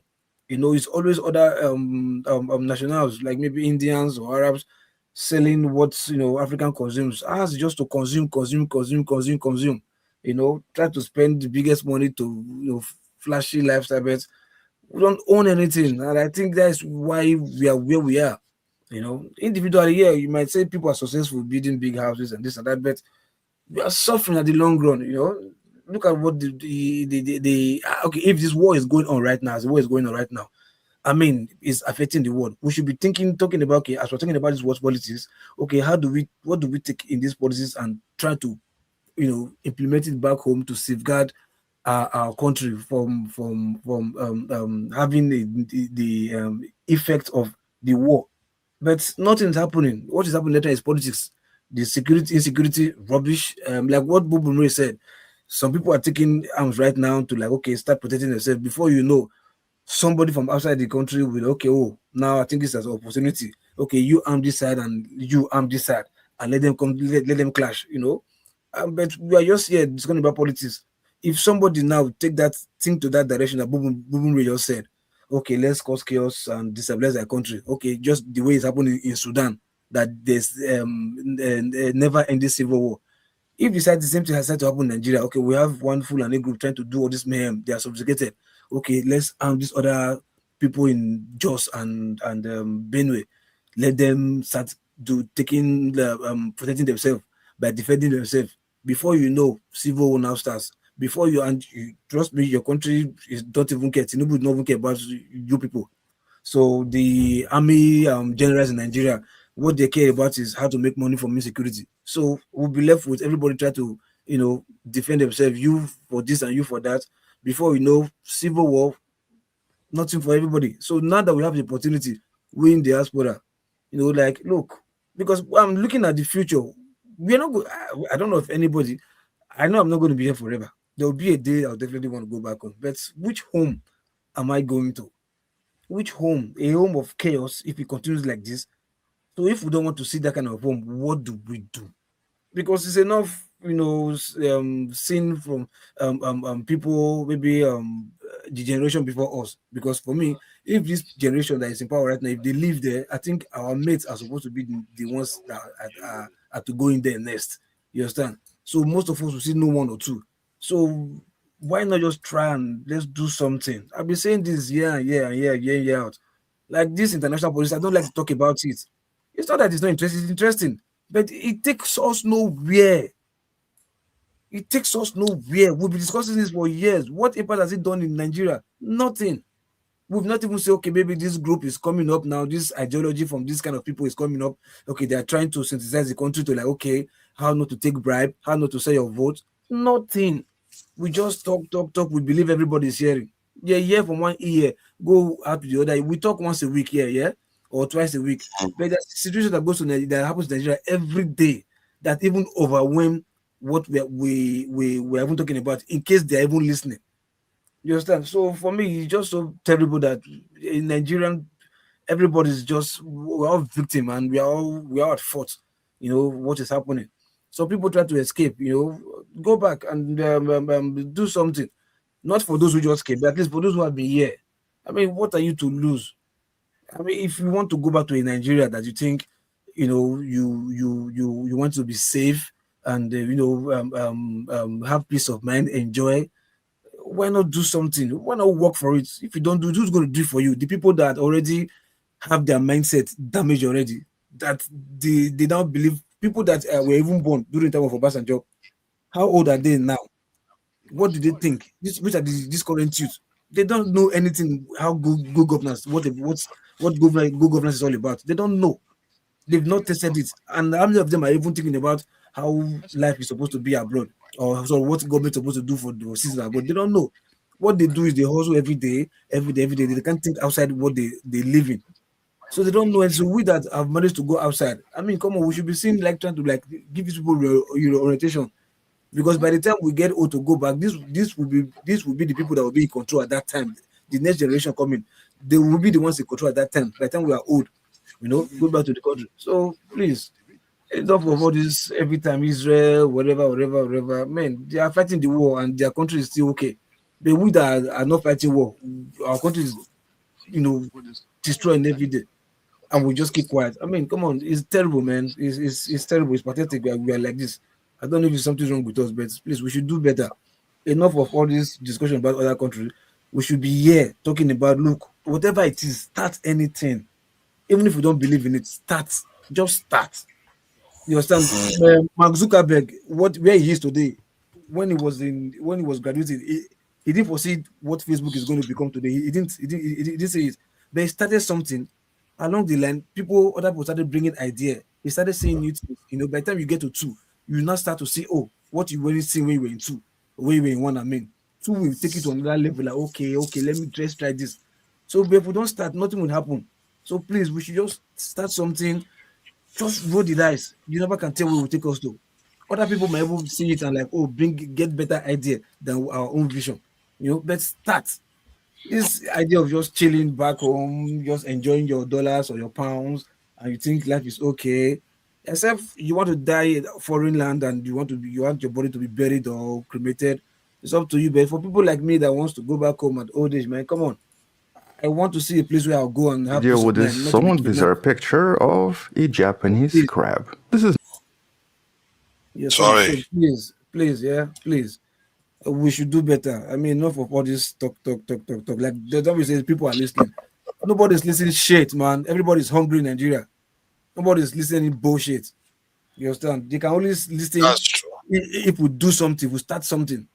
Who get time for when you have people like Very Dark Man or Blister CEO or Daddy Freeze pumping out their content every day. Now our own twice a week. Now they won't call listen to. Youths of boys and girls of you these days. Now what they won't call listen to. So please, we should act. I hear what you're saying, and I'm sure the people are hearing you. And please, I'm telling you, see that they're not listening to any bullshit, man. They're not listening to any bullshit. Every day, they are listening. The people politics, all state government are doing. Okay, wait, we are talking about this every day. Now people who they die for Jos and Benue. Now we can't get time. Can't they load data to listen to what they talk about? Who for real or listen to about the world politics? Who cares? We are talking about what to eat the next day or how to save their life. We are not discussing world politics. We are discussing world events as it relates to us. This is why. As it relates to us, but it relates to. That's why I say, if we want to do anything like that, we should take whatever we learn from that what event And okay, it's how do we use this now to implement, uplift where we are right now in the country? You understand? So Exactly. that's action to act. Because one of You the can things you discuss will learn how from bad they it, act. If one you of the discuss things and you just you discuss and learn go to bed, from, come back the next day and discuss. yeah, That's to fucked up, let you man. know that it's important, those things, as a matter of fact, it may even be more consequential, being able to understand the way the world works. Because if you look at Iran now, Iran is not entirely alone. It has supporters in the background supporting Iran today. So you look at it, and the same with all the other nations that emerged in the past. They always have supporters working in the So, background, Fabio, backing let me them ask you one question. Okay, to do see, what they are doing. if the world go gaga today now, just imagine like, okay, maybe the nuclear whatever trade they're doing and it happens and it affects us, yeah. Would the state, the condition Nigeria is right now, how do people survive all these things? Depends on what happens. We might be more equipped to survive it than others, even in the No, so what do West. you mean equipped as in how? When the leadership, the driver at the front seat is taking us to where we don't know. So what do When you superhead survive? is already the norm, extra superhead, it may be a slight change for us, but for others may be significant. Now, As a matter let of me tell fact, you, the only way forward, let me tell you, if anything happens, the only way that will happen that people will not be angry enough to come out and start fighting the government, but fighting the government with no structure, which is too late. Now that when there is war, that's the time you're not fighting your government to do something to help you, now I hear what you are to put saying it in there, effect. because Because now the world has gone gaga already. You will not be fighting your government because that's the only Fofana, is it okay if I quickly answer that? Look up here, every piece, look up here, every piece of information helps. All right, so it doesn't necessarily. No, It see, could be just one. get my Wait, point. hold I'm on. not saying it Just helps, but stay helps with when me. you implement. Not Stay help with me. and it helps and do nothing about it. Just try to stay with me. So every piece of information helps. It could be for as far as I know or what I believe, most of these channels viewers are mainly in the West. At least based on the statements of Dr. Damages that he goes out and people say, "Oh, I like this person, I don't like this person," or they ask him questions, right? So if something was to happen, a catastrophe in the world, maybe the people in Nigeria don't know what is coming, or maybe they don't know how to help themselves or save themselves if something was to happen. Well, it is not beyond the realms of possibility that someone could glean information that they got from a forum such as this to aid their people back home or wherever they are. See what I'm saying? So it's not entirely useless. You have to remember, no country lives in isolation. So they're saying we should ignore what happens in Iran or the Middle East. I don't think that makes. I don't. Hold on a second. I don't think that makes sense I think you heard because. what I said. I think you heard what I said, but you didn't Well, understand. hold on. Let me just end what I'm saying. So I don't think dissuading people from discussing issues that could affect them directly or indirectly is a good idea. I don't think you should dissuade people. These are things that affect Nigeria. Dangote refinery, like we're talking about now, is saying, well, based on the war in the Middle East, I can make more of a profit if Nigeria still issues these licenses for imports of petroleum products. I could send them to Asia or I could send them to Europe. See, I for me, let me say this. I guess you understand what I said. I know you understand what I said, but where I was tailoring it to, that was where you didn't get it. I didn't say discussing is bad. Like I said, we're gonna discuss, but I want you to after discussing this, what we've discussed here, now we'll take this and put it into action in our country as regard where we are right now. Hence, I said, if the world go gaga today, you understand, Nigerians are not prepared for what is coming. Now that the country is in a bad shape, the only thing that will happen from that in Nigeria will come up from Nigeria is everybody will now become, maybe that this revolution will now start, whatever, because they will now be like, oh, government, please, we can't have this, we don't have water, we don't have food, no market is opening, this and that, poverty, everybody will not come out to fight at that time. And at that time, there's nothing the government can do because the world as this has already gone gaga. So what I'm saying, like, now that we have this idea, like you said, people that are listening to us, most people are from diaspora. Now that we have this idea about the world, like, okay, we should be saying, like, let's start do something in Nigeria quickly now, so that when, in case should anything happen that the world now goes gaga, before it gets to that time, Nigeria must have had something to build or have a direction to go, like, okay, this is what is happening. But now, do something like what? Living in denial of what's happening in the world. We are the ones that is following up. What do we do with this information? But, that we have? okay, so you suggest something to do. Do something like what? What are your suggestions? And look, if okay, I before now, I'll be talking about when I try to introduce diaspora voting, not because like voting is the only way forward. I want to do whereby people in diaspora should be involved in election participation, because I think if they can bribe those who are in Nigeria, I'm not saying they cannot bribe those who are here, because when Tinubu came, we saw people who went there to go and collect money, yeah, but at least the chances of them just bribing everybody, because we know we have large majority of Nigerians outside there, that if they vote, it's going to be difficult for at least the INEC to do something just as easy compared to with the people with only in Nigeria. You understand? Something like that. So that's why I say we should vote. But even if we don't want to see like diaspora voting, but we should be seen, speaking out, calling the embassy, the ambassador, like, look, this, we don't, but you should be seen speaking out. Okay, they sent somebody like what's it called, Femi Fani-Kayode to a place like Germany. Germany rejected the guy. You might surprise that it's maybe might be Nigerians who wrote, you understand, petition to the German, whatever, to like, no, this kind of person is this, we don't want kind of person here. It might be, you understand, because I was surprised, like they are sending somebody here saying, no, we don't want you, go back. Why? They gave the reasons, because is he competent because of his what he has said in the past, this and that. So it might be that with Nigerian Germans who live there, that wrote petition, whatever. So but they did something. So like I said, like we too, we should be saying like coming vocal all the time, because so that this government, yeah, but okay, let me say something. Since it's something you're passionate. Yeah, I'll just end.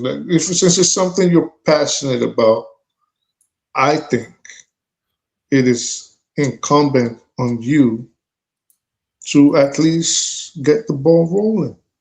So you put something together, come up with a plan, and then you try to mobilize people, and that could be your project. The only thing I'm doing, I'm not doing it because I can't gather you because you are somewhere or whatever. The only thing I can start is I'm doing with my community, as in where I am, friends, one or two persons that I meet maybe in clubs, in pubs or whatever events. Like I speak with all the time, you understand, and I'm not stopping. You understand? I get bashes to like, no, you're not Nigerian now. Guy, no go work, that one. No, they go vegan, no go work. Talk something else. Then maybe you gotta re-strategize and reformulate your plan and make it something that people can relate to. It'll become more catchy, and then but you also have to remember it's going to be organic. So you're not going to get a lot of people. No, you're not going to get 10,000 people at the same time. You're going to get them bit by bit. So. That's what I'm saying. Dude, that's why you do what we start something, even online. We start online, yeah. As in, with that, you can start. We can't just change the topic like this now. My community. You just all this. So, boom, soon enough, you will see videos coming out. Try to cheer for the time being. Because we are here to discuss a specific topic. I hear what you are saying, but maybe we should hold off for now. And I was supposed to be closing out. You saw me disappear just now. Can I just quickly say something? Yeah, I saw you disappear. Yeah, quickly, you and Femi need to say what they need to say, and so that we can round up. I was supposed to because I'm going to run out again. I'm having real trouble with my phone, unfortunately. Okay, go ahead. I've been listening for about half an hour or so. Interesting enough, no doubt. But I didn't want to really disagree with Local P. I understand his frustration, but I don't think what he said is what to say. It's not what to say. You know, we Nigerians, I can't help but to say that we are stupid. We are a stupid bunch. We don't like learning from where there is to learn. The discussions that we have about global matters is nowhere, it's not even a tenth of what we discuss on this platform about Nigeria. It's not even a tenth. So where we go and say, why are we discussing about all these things? I find it very ignorant and I dislike it a lot. Because where we're supposed to learn, nobody on this platform has any solution for Nigeria. The solutions that I bring, I know that people don't like them at all. The solution I bring is for revolution. And the revolution doesn't have to be violent, but it could be. No one ain't ready for that. Nigerians aren't ready for no violence. Nigerians are weak-bellied. Their belly is weak. They're not tough, resourceful, fighting people. We're not. It should tell you that. That's why we have stupid people who are leading us to a stupid place. I don't like that kind of thinking. You see, I remember being at school. I have to tell personal stories. Being at school, there was and it was a private school, a very well-to-do school. There was a good niche of everybody: Europeans, Africans, Caribbeans, couple Americans, and Asians of all sorts. We had Iranians, Pakistanis, Indians. We had a couple of Japanese, not too many. We had everybody in the world. And from there, from my school, I was able to learn a lot about our global circumstance. There was not one thing that anyone in the school could beat Nigerians at. Not one thing, be it sports, be it the level of intelligence, be it math, science, or anything. But you saw where people were very focused. The Persians, fantastic people. I met a lot of them. I knew a lot of them. We bonded. Chinese, fantastic people. We bonded. The thing is with our Nigerian people, we don't know where to learn from. We learn from our stupidity. We don't learn from people who are actually doing things. When we have discussions about global matters, this is where we're supposed to be understanding and learning from. What Iran is doing, they have been doing that from 1972. And they've known that they've got a long way to go into turning their nation around. You can complain about their leadership, but the fact is their leadership is whether you like them or you don't like them, that's up to you. But the fact is, over the years, their leadership has been leading their country in such a specific way that it takes them away from the hegemony of Europe and America. We, stupid idiot Nigerians, we don't even know that we should be running away from the American and European elite. We don't even know it. What we do, look, I'm here in the UK. The next man is in America. These are our enemies. We're in the land of our enemies. We don't seem to understand. Yeah, we talk too much about everywhere. Why don't we talk about home? Why don't we talk about home every single day on this platform? Are you not satisfied? Where has it brought you? Where is talking about Nigeria brought you, Local P? I want to know. It's brought us nowhere. It's brought us into more stupidity. I'm not happy with that kind of talk. Iran right now is facing the world's most powerful military force, along with the world's most propagandist force in Israel. That's what they're doing. Could we spend half a minute, bruh? If America and Israel were on the back of Nigeria, we would be pocketed all over again. We'll be in their pockets because we haven't got a nous of the steps to take. We haven't. The thing that you're talking about in Nigeria is your own government doing it. It's your own government that's killing your people. Nobody else. Nobody else.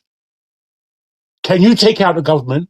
Are you even ready to pronounce that in your mind? We can talk about minutiae and this governor did this, that one did that, this religious factor. Bullshit. What does it mean? It doesn't mean anything because it's happening. I don't like the kind of speech that tells you that you shouldn't learn from other things that are happening in the world. I don't understand where you're coming from when you speak like that.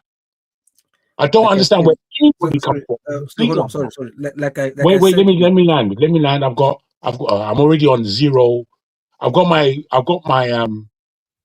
my battery in, but it's not functioning very well. Anyway, brother, I just wanted you to really understand that there is learning to be done, and our people are not doing it. All our people do is show off with their English. All our people do is to tell each other that I'm very knowledgeable. I know everything. It's all rubbish. Doesn't pronounce anything. Nobody's going to take any action about anything because why? We're weak, stupid Nigerians. I don't know. Unless you get that in your mind, you are never going to be able to move forward. Never. We've had. Sorry, hold on. Before your battery. Why are you asking me to hold on? Did I ask you? I heard everything you said, brother. No. I heard everything you I know you said. heard. Probably, like I said, you didn't get the other part. Just like I was trying to explain to Bubumbre. Look, the other part of what I said is, what I mean, like discussing it is not really that bad. My own issue is like, what are we doing with it? The implementation of No, brother. I don't believe. Look, that's what I'm saying. That is the other part of my argument. Here. So why is it? Because if we don't implement, discussing is like it's like useless. Okay, I heard you. That's what I'm talking about. That's the other part. It's too wait, discussing it, I've yes, heard you. but implementing it with what is happening in Nigeria right now. I understand your frustration. Argument. I understand your frustration.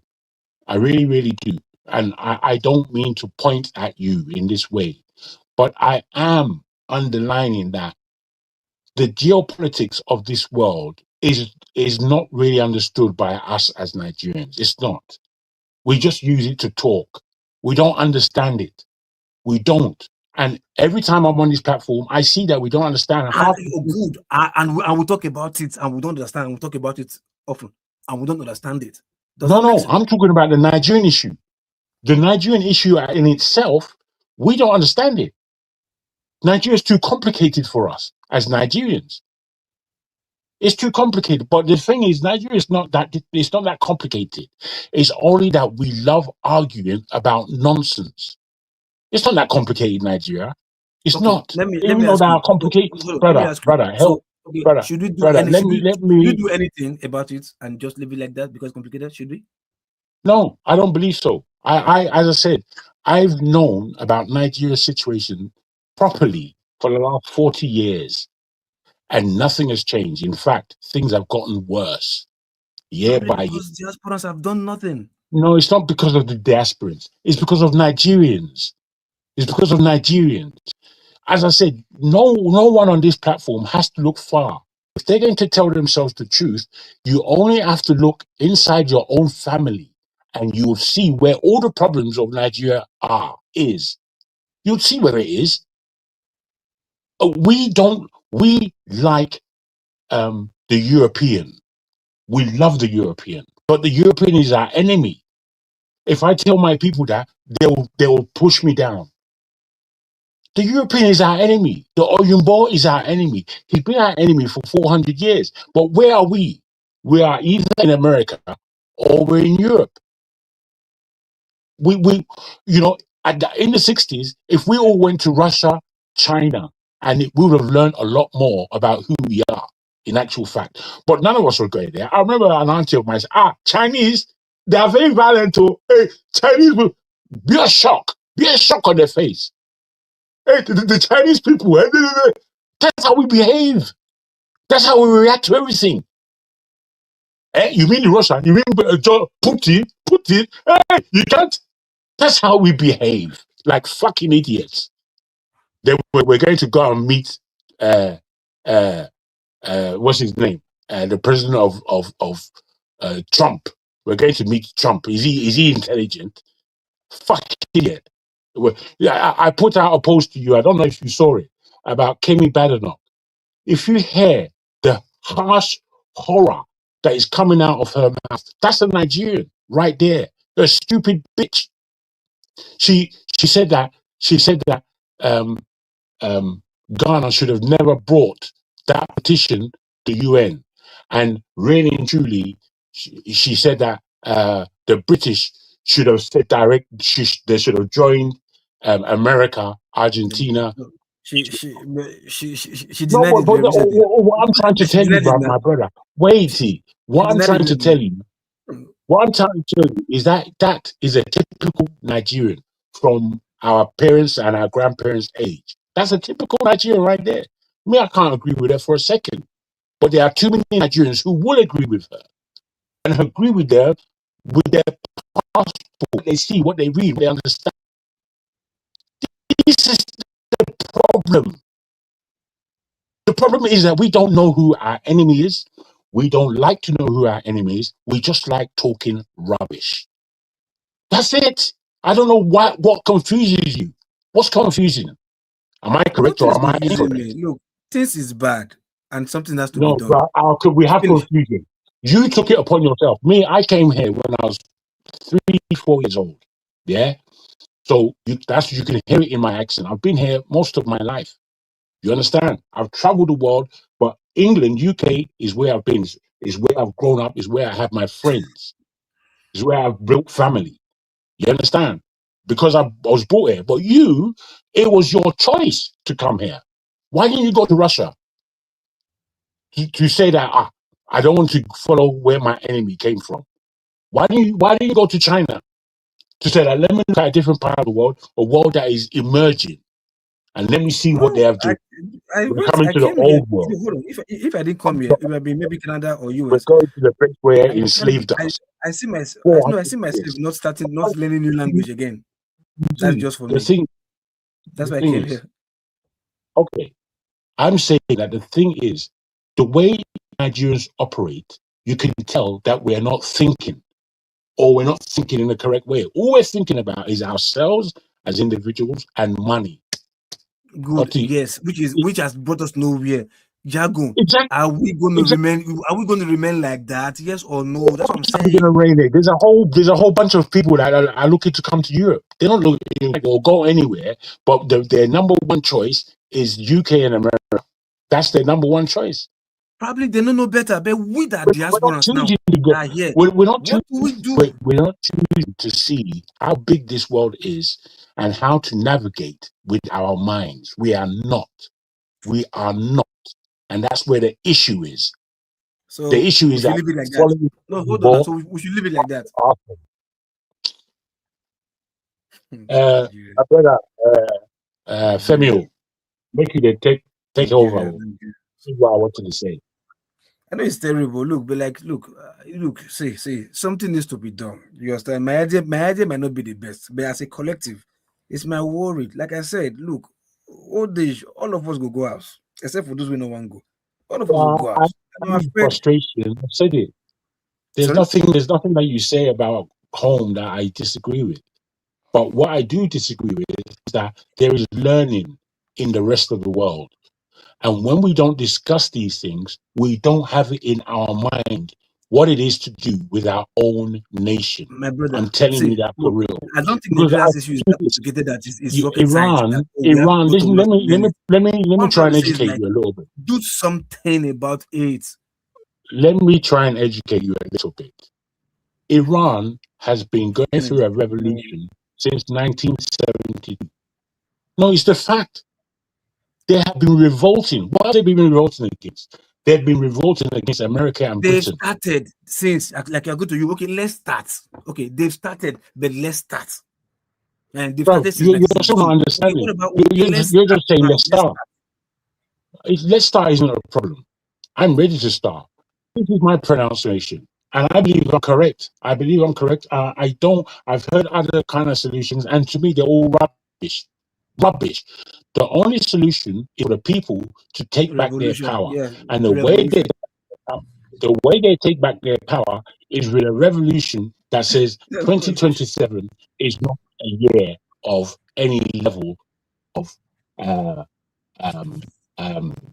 voting. Nobody should go to the ballot to vote.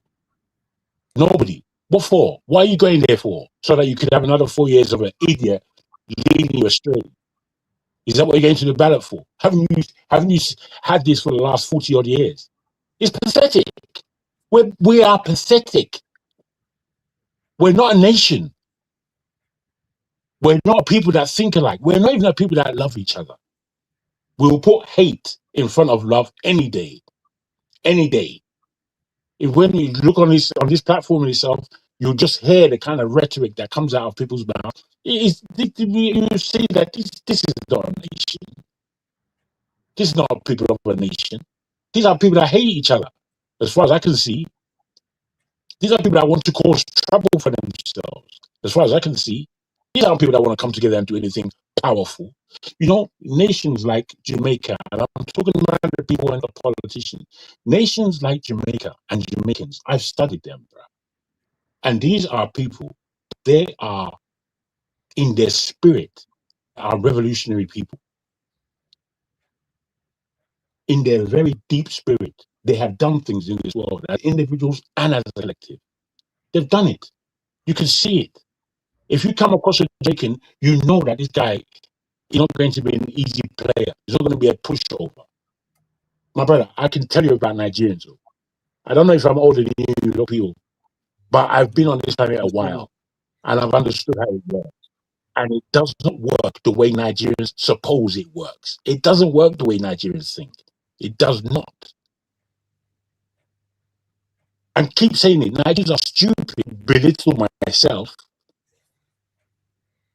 I'm saying that we have to take a good hard look at ourselves in the mirror. We have to. But do we? We don't. The majority of us don't. There's Kemi Badenoch there who has said, I don't want to be a Nigerian. Me, I don't want to be Nigerian. That's what she said. I'm English. That's what the woman has said.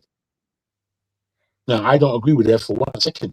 However, that is what Nigerians mainly want to do. They want to separate themselves from their birthright. This is the actuality. And I don't know why you, in particular, as old as you are, don't understand that. Everybody wants to run away from Nigeria. You think it's only you? Everybody wants to. If they can, if you can give anyone a ticket to get out of that country, the place will be empty. Yeah, but sometimes this is the fact. So sometimes you argue with yourself. Sometimes it takes the few, very minute, maybe 1% of the 1%, to open the eyes of the Brother, majority. So it may not be everybody wants to run. Doesn't mean everybody really wants to run. You get my point, you know. So Oga Femi, I don't know if you are probably if you just maybe you have a contribution to say, because Fofara said no. Let me just say, you may want to close. So probably if you have something to say, Oga Femi, to say before Fofara comes back. Thank you. I may have already put in. Nigeria is full of people with back, zero backbone. Soulfulness is not with us. Aggression is only to be aggressing ourselves. We don't know how to aggress our real enemy. There are countries in this world, like Iran, that have always stood up. Always. From Mossadegh, they took it down. From Mossadegh, they gave them the Shah for God knows how many years. They took the Shah down. They gave them Khomeini, the first one. He was in. They struggled with it, but they remembered that they are Persians from 3,500 years ago. Most of us in that place called Nigeria, we're older than them all. Our history goes back far beyond theirs. Who are we? Tell us who we are. But we have to be serious. We can't just be here joking. We can't. I don't like joking. I like comedy. But I don't like jokers to do what with. Ridiculous.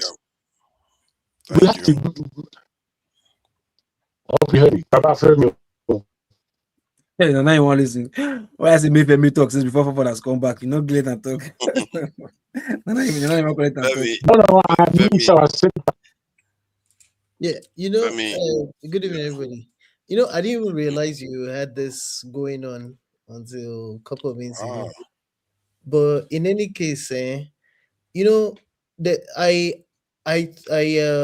align with what I've heard so far, and me personally, I have been quietly laughing back at people who come here and try to tell us what to talk about.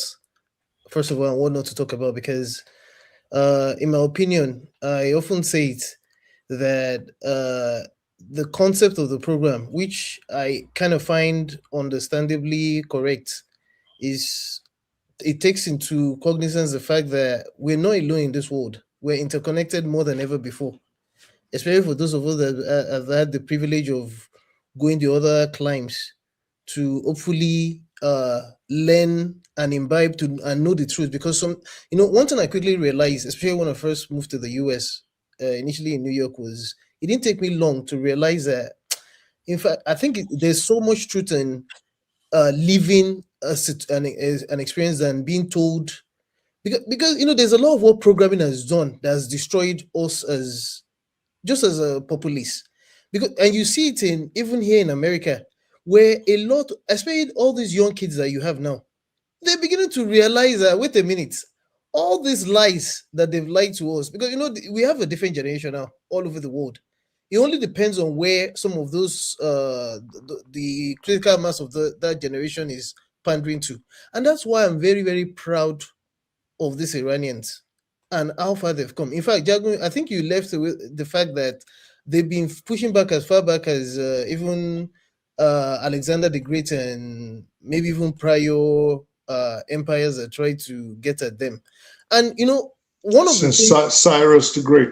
Cyrus the Great, rather, and one of the things that I found fascinating, and it would have been really amusing if it wasn't a serious matter, is that when I look at the House of Saud, after which Saudi Arabia is named, the Qataris and the Emiratis especially, and how artificial they are, and how much they've tried to the people at the helm, because of course, keep in mind, they don't have democracy.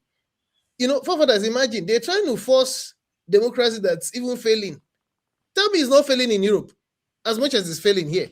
Despite all the what's it called? The pillars that are supposed to hold them. It only took someone like sometimes, yes, we may not have been alive during Mussolini and Hitler's time, but it took a Trump to let us know that there's some people they will make you realize that even all these democracy, all the institutions that we're talking about, these are human constructs. And sometimes, even if it works for some people, it may not necessarily work for us. And that's why, personally, I feel this democracy, I've come to a level where this Western democracy, at least, we're just wasting our time. It's not working for us. You saw, for example, what's happening with this march towards a one-party rule in Nigeria, as if Nigeria has not necessarily always been a one-party, what's it called, Menini. I would prefer that we put aside, because yes, it's true that we have biases. We put aside our biases and learn. For those that think this is just all about Muslim versus Christian, after all, Netanyahu and his people, Ben Gavir and co, let us know, for example, that if you think that even Israel, for example, for whom the Americans are trying to waste resources and kill themselves, human lives and what have you, he let us know by what he did with that church of, is it Sepulchre or whatever they call that church, the way they claim. Yeah, and look at the number of Christians that they've killed in Lebanon. Because sometimes I think people, it's true that yes, we all have emotions, but people get too emotional to the point that because of the hate that even we black people have within ourselves, We fail to open our eyes and try to learn the truth about what's happening. Because look, forefathers, you know about VOA now. If you know the amount of VOA I listened to when I was young, and thank God I have a questioning mind, because sometimes you hear some things. America is this. Even prior to America, there was the England Empire. They probably acted the same way. But where are they today? One thing people need to understand is that there's always going to be some people that if they really want to fight, and that's what I think Nigerians should learn, Africans should learn, not just Nigerians now, beyond any other thing. Because we can say all the dogo trench that we want to say about how we want Nigeria to be better, but are we even we don't even love ourselves, even within individual what's it called, our individual hearts and religious clans or inter-ethnic. We don't love ourselves like that. We just come and we make it seem as if the problem is Yoruba, the problem is this. Forefathers, you go to Nigeria, sometimes don't you see what even ordinary people do to themselves within Nigeria? Ordinary people, forget about government. So me, I'm learning a lot, and I'm just glad that people who think that because America might is always right. This has changed. Iran is about to change the world. That change is about to come now. Because some people come and say, I've heard people say on this forum, for example, that if you don't like America, why are you there? Why didn't you go to China? And I just laugh because that shows lack of depth and knowledge. So I just feel that if there's topics to be, there's a lot to be learned by situations like this that hopefully you can apply to our situation. Let me just say, further, whether we have election in 20, in fact, is the election we've been having that we're deceiving ourselves? People, but the Tinubu will be there to 2031. Let's keep deceiving ourselves. We're not ready. What happened with Iran is something that a lot of people would learn from, because they now realize that even a country that has been under sanction is able to Femi, use environment as part of its power. Femi, Mr. Femi, my argument talking about like discussing the about what politics, yeah. Like I said, you just interrupted me. I was talking. That's I said, please, now hold on now. That's I said, please, for fathers. I said, please, for fathers. That you don't you be a moderator. You do get longer time to talk now. Quiet for long now. You go please, you go. I don't know. You go rush one. I don't know. Yeah, now I was quiet for long. So, Mr. Femi, what I said is what I'm saying. Like, look, talking about what politics, yeah. I did not say no, we shouldn't or whatever. My question is like, yeah, talking about it is good, vis-a-vis using what we've learned from what we're talking about and implement acts to salvage what is happening in the country. But if we come here and speak and talk about it and maybe learn one or two things about ourselves or say one or two knowledge that we know and where we come from is getting worse every time. I think it would be like a disservice to like we just come here and talk and we don't care what happening in our country. That's where I'm coming from. So, in as much as we want to come here and talk what we know or learn from other people on this and that, my goal is look, because I don't know about you, maybe you might say, okay, when you retire from where you are right now in the US and you are maybe like 70 plus or 80 plus, no, my best, okay, I think let me go to Nigeria and just this and that. You might be that person. For me, I am. You understand? And I want to go to a place where I think it's sane enough, where insecurity will be a thing of the past, power will be a thing of the past. You understand? But the direction with which this country is going right now is as if it's not even stagnant, it's running backwards. And if we in diaspora, because for me, I think people in Nigeria psychologically they are damaged because since 1990 now, many of them are old enough to know that no, like this what they are seeing in Nigeria is the only type of way that the country should be run. That's the only thing they know, except maybe they say one or two things. But the everyday life that they live has conditioned their mind to like this is Nigeria B. Nigeria you did now. That's Nigeria B. But with that, from looking at Nigeria with or looking from the other lens, or be able to see, no, this is how it's supposed to be. Like some people will tell you, if you travel abroad, you will not your prayer prompt will change. You will not know that the things that you are asking God to do for you is what your government is doing for you over here. Why is it that like that? You understand? Because you've left there and you've seen better. Okay, now for those of us who have opportunities to see better now, and we know we have loved ones there, and this is what is attached to us. This is our DNA. This is our own, because I don't believe you will sit down there and your family house, your house that you are living in, things are not working well. You will not be ready to stick your neck out there to make sure that no, you have to stop this thing. So that same energy that you have to take care of your own house, immediate household, you understand? Why not just put that same? This is our country. You understand? To like, it might be something small, but something to identify with that can take everybody together. Like the devoid of, like you said, yes, there's tribalism, there's religious extremism or whatever, but like something to start that with, push these things out of our mind. Like, my brother, look, enough of all these things. Same suppose a casual say, I go travel abroad. India man will not speak English. Yeah, they would expect a past me will speak the English with they hear, with they understand pass. You understand? Afghanistan will get accent. I go come to this country, I go to follow you white man talk, but they prefer to run things with like Indian man when they speak the same accents or with them than me would speak the same thing with them. Sort of, it's a problem. And me as a human being, they're not born me to follow or to carry last. They born me to like, I'm a man of my own. If I can say man of my own, why can't anything that associates with me as our own also be known as, yes, something that now we be this? Like you're just like football club, or even let's use confraternity for instance. You see each confra, they the whole ground like no, now me confra, my confra has strong pass. You understand? So they are fighting for their cause, their confra, fighting rivals to whole ground. You understand? So because they know they are identified with that cause that they belong to, so they can fight their rival to make sure they're not protecting themselves, protecting our cause, because they know that they are identified with something that is our. So what about we Nigerians? Why can't we do the same to fight our country? Because this is a country that we identified with us. Why can't we? That's what I'm talking about. So talking about what politics we learn, Iran war, no problem. I don't have a problem with discussing about it. But if it's not, we don't see anything that is being implemented in our country to fortify our country. For me, talking about this is useless. That's what I'm saying. What if? Sorry, Femi.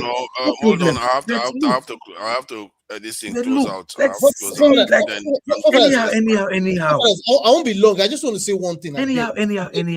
That's how some other person will come. Then that person has to talk. Before you know it, this is 3 hours I was supposed to end. Don't worry, you can round up backstage. Don't worry. Let me just do this. So that let me just thank the people that came in the chat that somebody donated to refer to. Yeah, Crimson, Titan, Ikenga, Nato. Thank you for your donation, and thank you for all the people in the chat. Aladdin Kelly, Ubino, Boom Boom Ray is here too. Chriskin, troublemaker. You know, I'm sure you are disappointed with Trump. All our politics is there. Femi Oluyinka, thank you for joining us. You're also on the panel. Fidel, I see you there. Centricas, I see you there too. Thank you all. Femi, Fumio, I see you there. And Ugochukwu Eyinaya, thank you for joining us. And yeah, to everybody else that I didn't name, I apologize. But I have to round up for the day. And for us to go away, let me just celebrate with our Nasarawa people.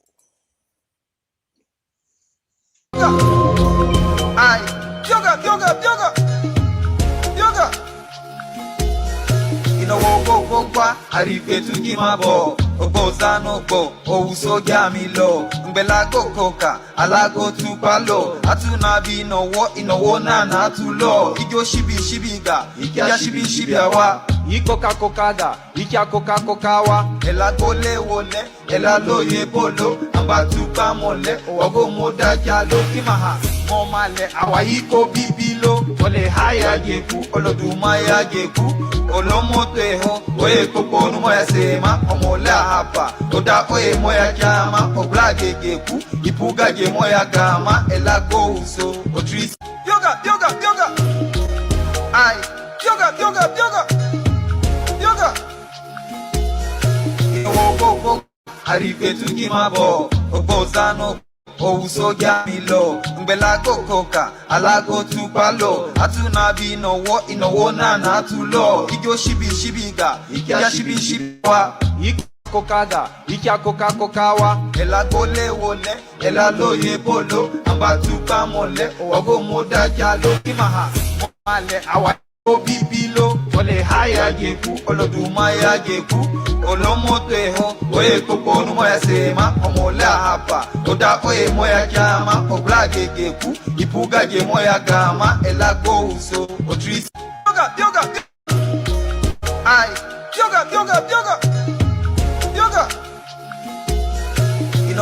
wo kwa arrive to gimabo ogozano go ouso gamilo ngbela kokoka alago tupalo atuna bi inowo na atulo ijo shibiga ikia shibiawa ikoka kokawa elagole wole elaloye bolo ambatupa mole ogo moda jalo kimaha momale awayiko bibilo ole haya geku oloduma ya geku olomoto eho oye koko numo ya sema omola yoga ai yoga inowo kwa arrive to gimabo ogozano go ouso gamilo ngbela kokoka alago tupalo atuna bi inowo na atulo ijo shibiga